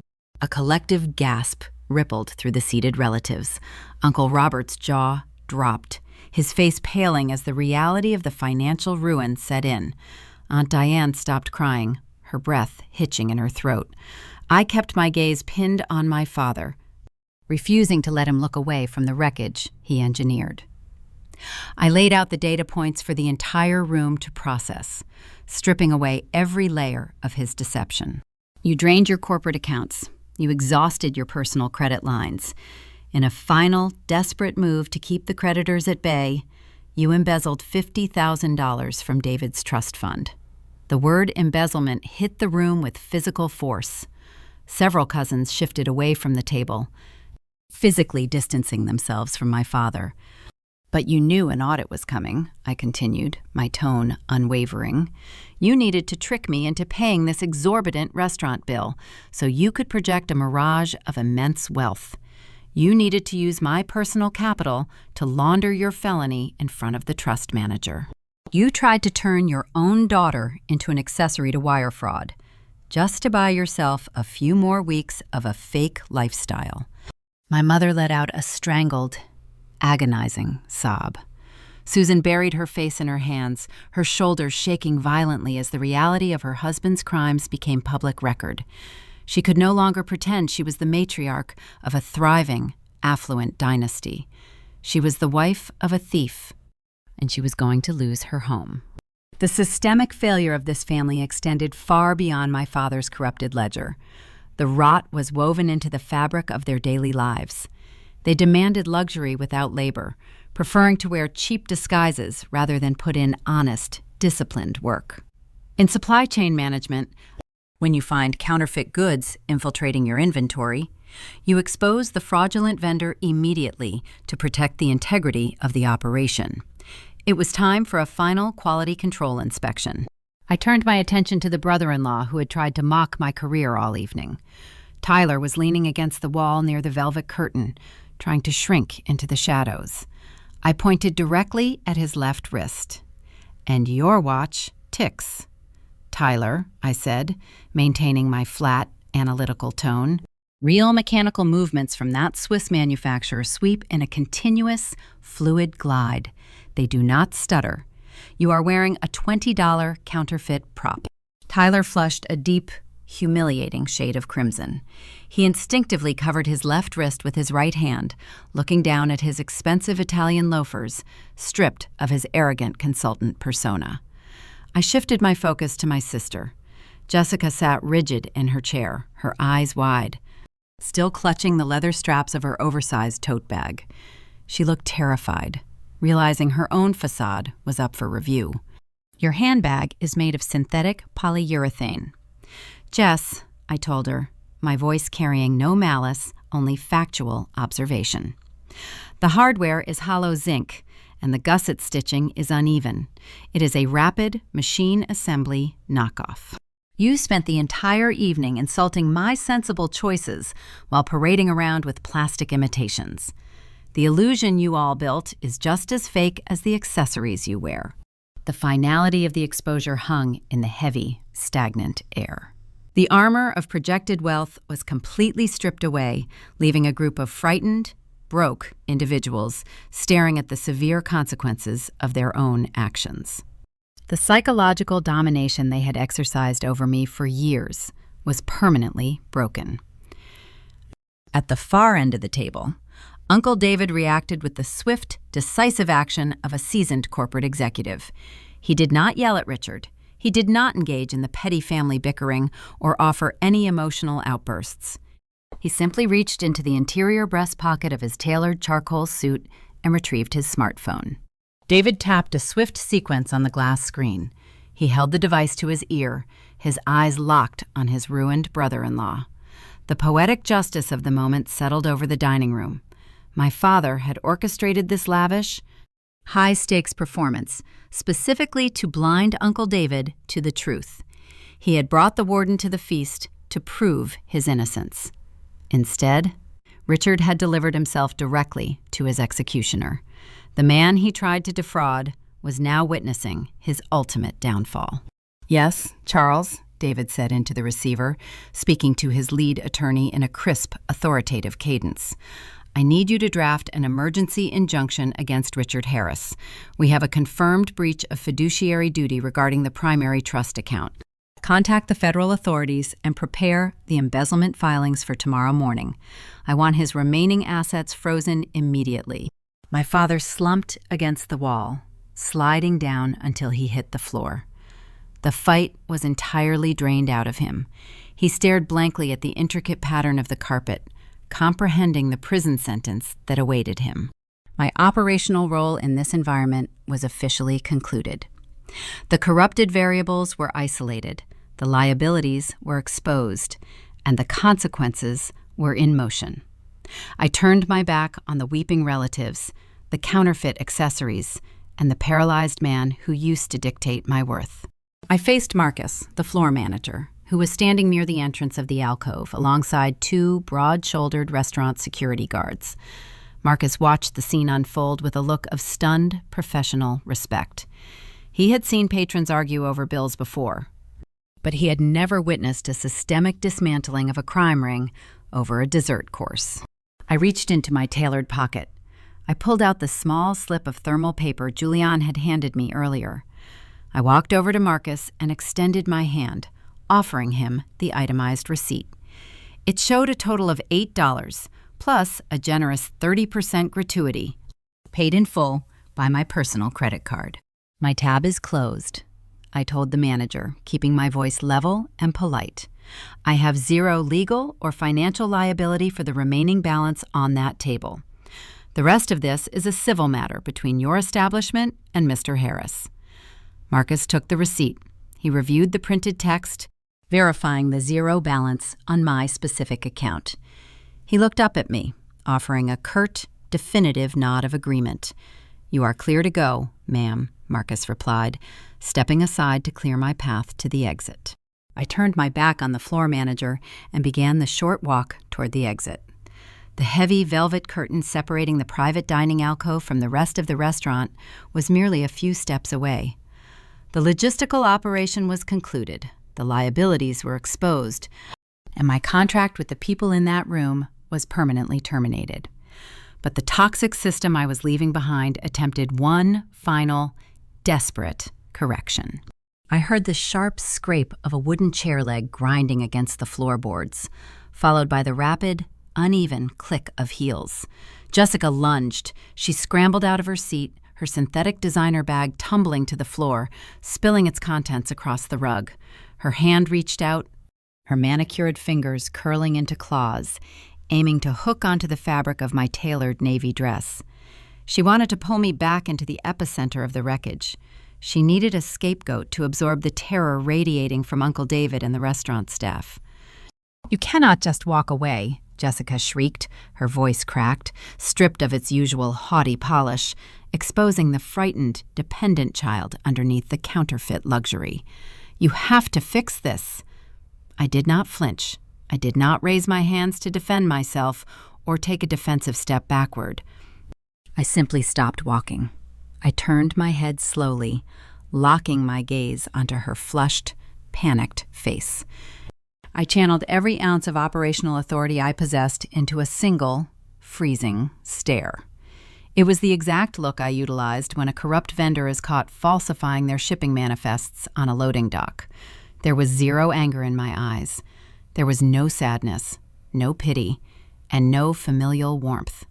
There was only the chilling, undeniable promise of severe consequences if she dared to bridge the physical gap between us. Jessica froze. Her hand hovered mere inches from my shoulder.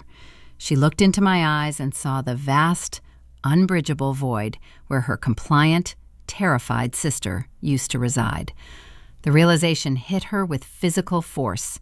She held zero leverage. The emotional buttons she used to press were disconnected. I was a fortified vault, and she did not possess the combination. Her hand trembled, her shoulders slumping in profound defeat, and she took a slow, unsteady step backward into the shadows of the alcove.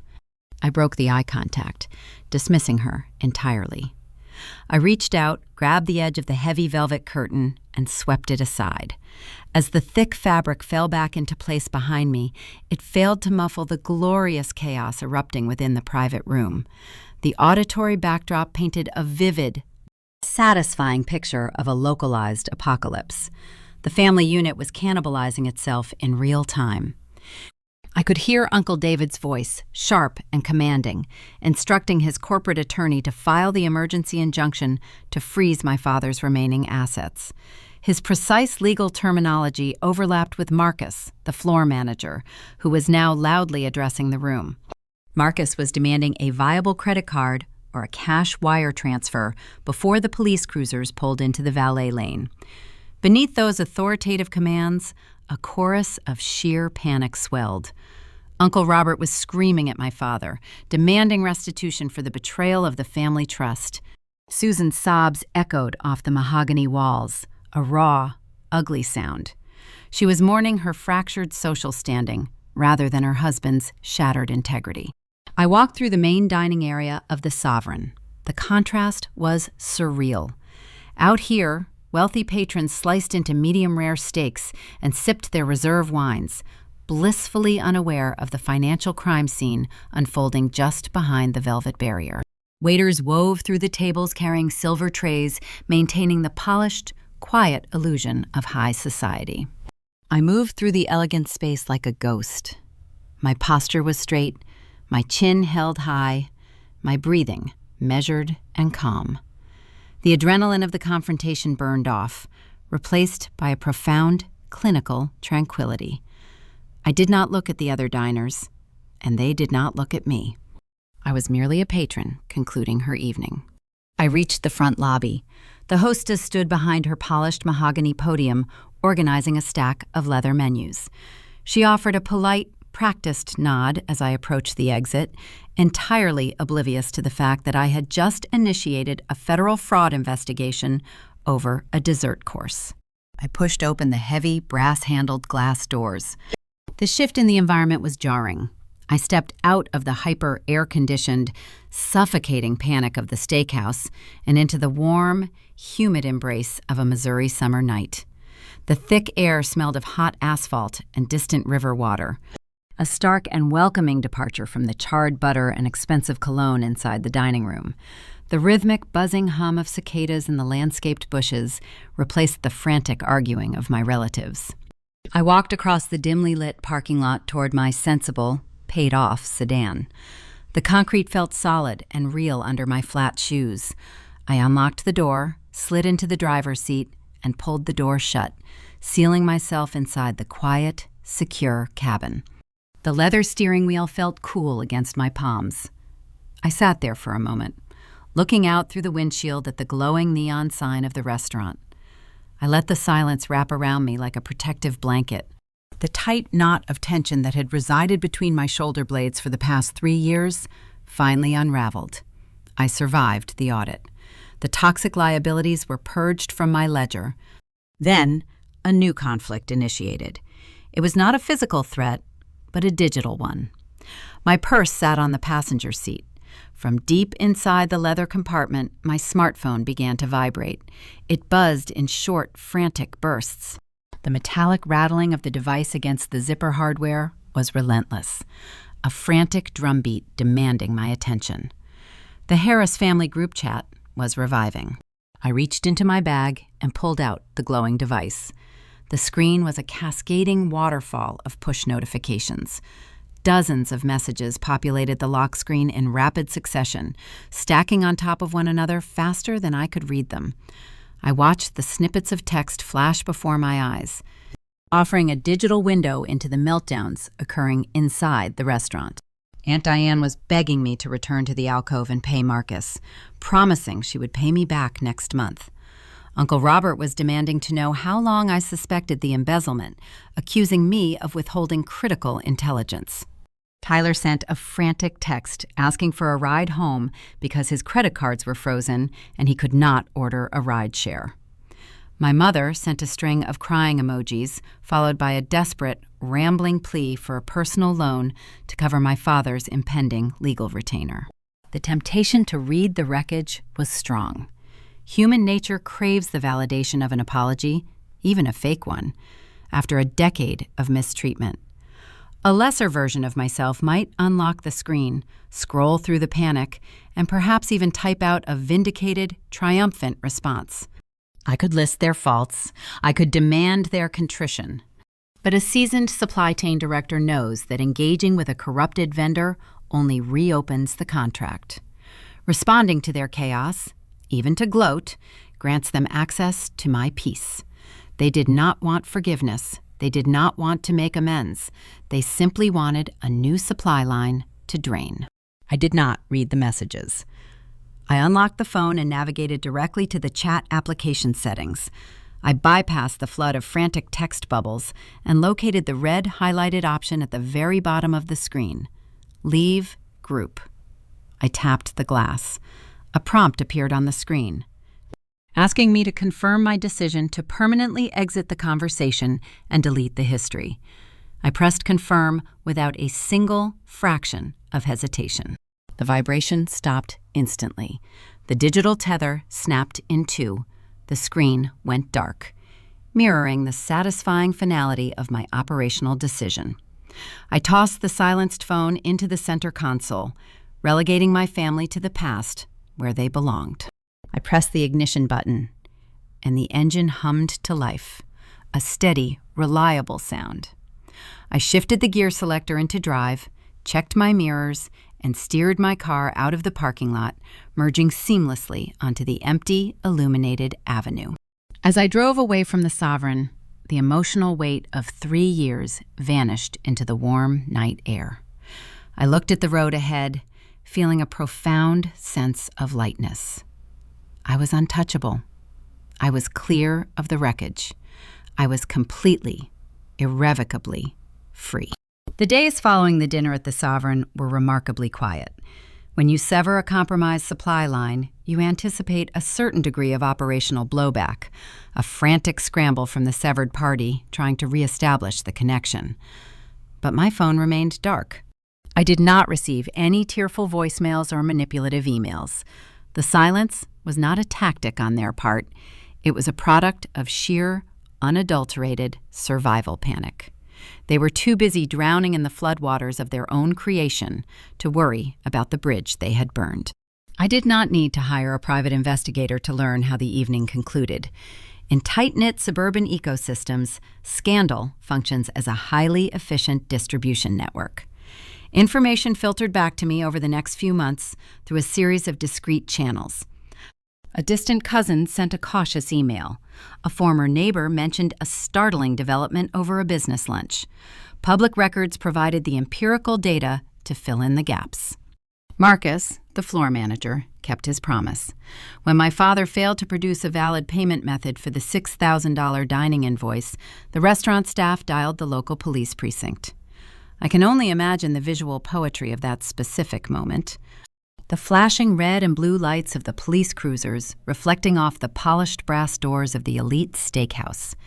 The wealthy patrons pausing their prime rib dinners to watch a man in a tailored suit being escorted through the lobby by uniformed officers. Richard was cited for theft of services. The charge itself was a minor criminal offense, but the social execution was terminal. He lost his dignity in front of the very people he spent decades trying to impress. That public humiliation, however, was merely the opening tremor of a much larger earthquake. Uncle David did not operate on emotion or familial sentiment. He operated on contracts, ledgers, and fiduciary duty. The morning after the dinner, his corporate attorneys filed an emergency injunction. The forensic audit commenced immediately. The external accountants required less than 48 hours to trace the missing $50,000 and verify the forged authorization signatures. The legal retaliation was swift and unforgiving. David pressed federal charges for wire fraud and embezzlement. The moment those federal filings entered the public domain, the remaining pillars of my father's fictional empire collapsed. The bank holding the mortgage on my parents' Chesterfield estate received automatic notification of the Chapter 11 bankruptcy and the pending criminal charges. They initiated foreclosure proceedings without offering a single grace period. The sprawling suburban house, the one filled with imported rugs and crystal chandeliers, was seized.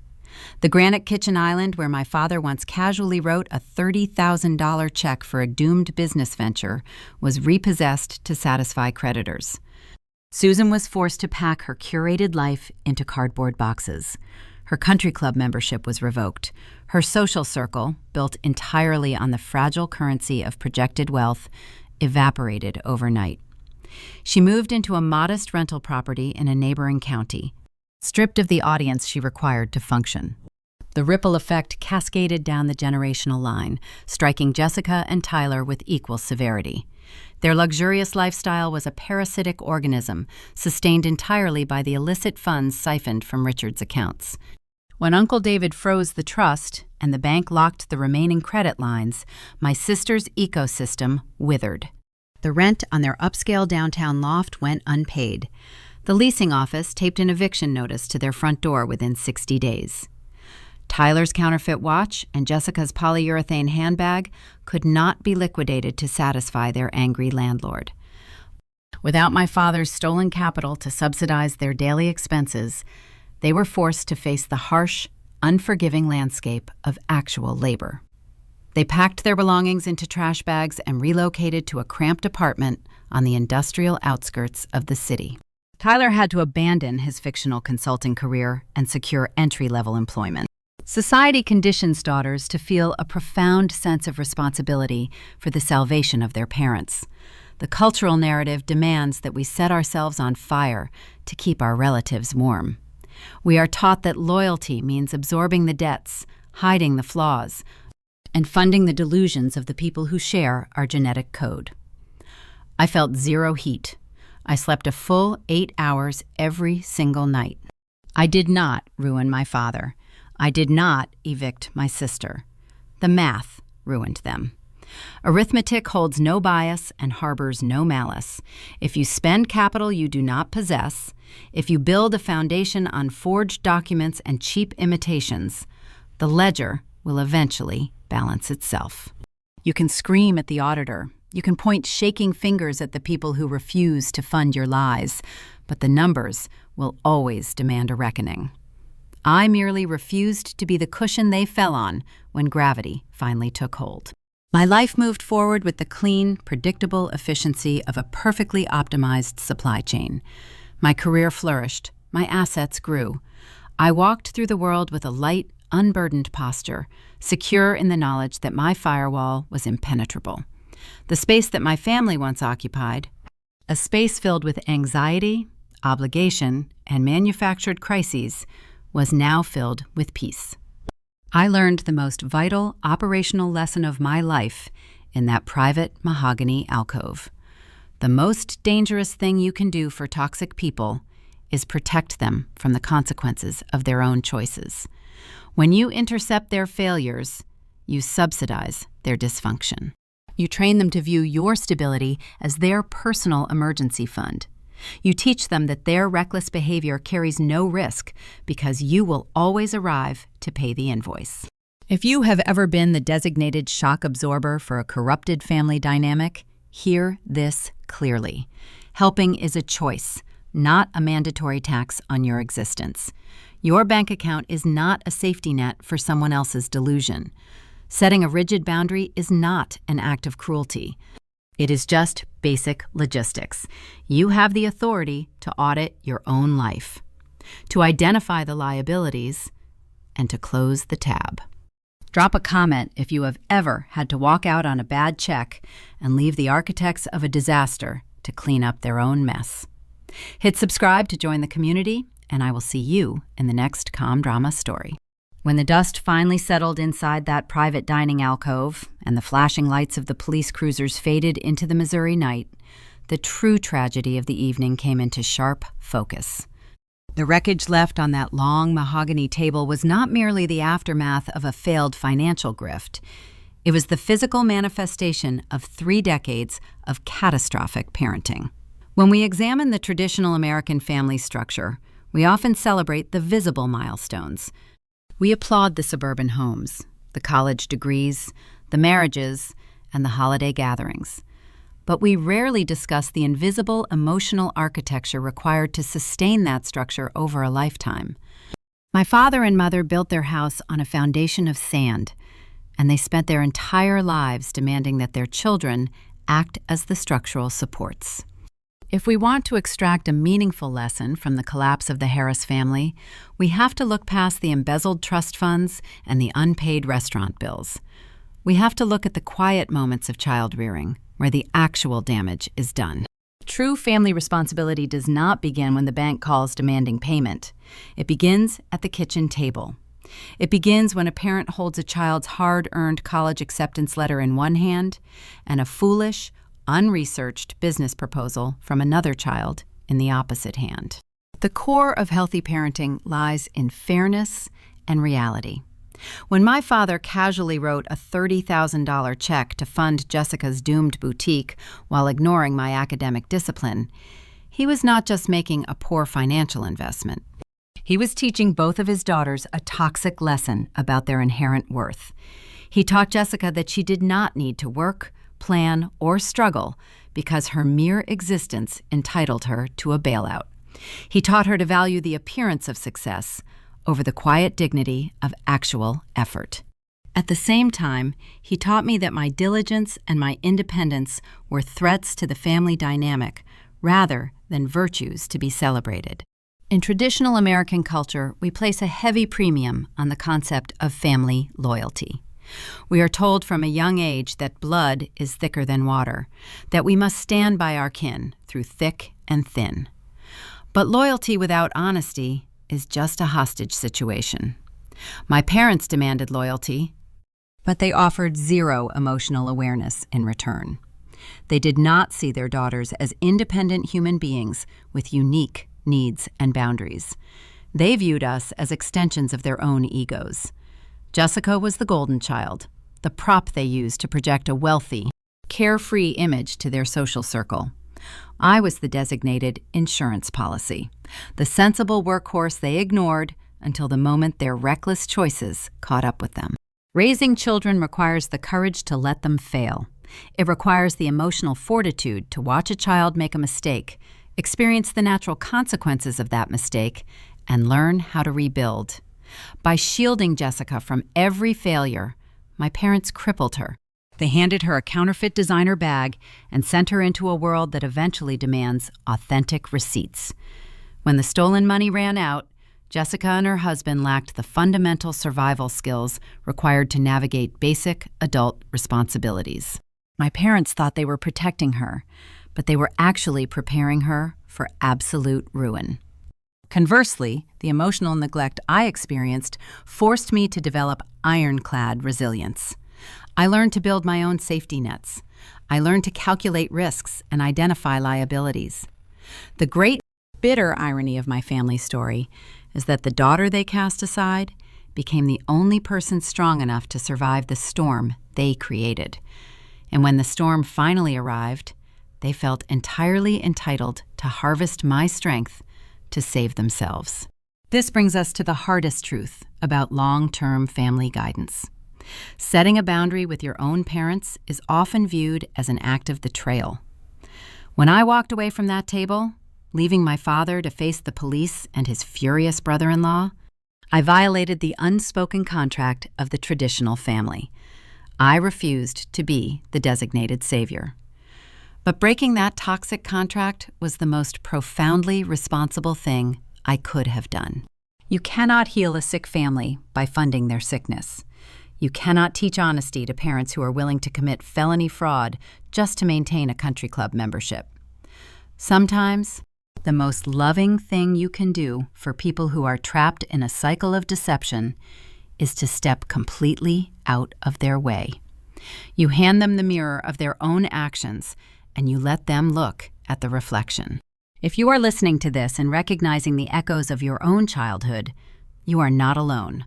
So many of us were raised in homes where the love was conditional and the ledgers were always unbalanced. We were expected to shrink ourselves to make others feel tall. Or we were asked to empty our pockets to fill a hole that could never truly be satisfied. Navigating these impossible family dynamics requires strategy, emotional detachment, and an unyielding commitment to your own peace. That is why this community exists. I invite you to join us and subscribe to the channel Elena Vengeance. Here, we dissect the complex realities of toxic relationships. We validate the pain of being the responsible child. And we learn how to walk away from tables that do not serve us. Follow Elena Vengeance as we continue to share stories that empower you to close out the bad accounts in your own life.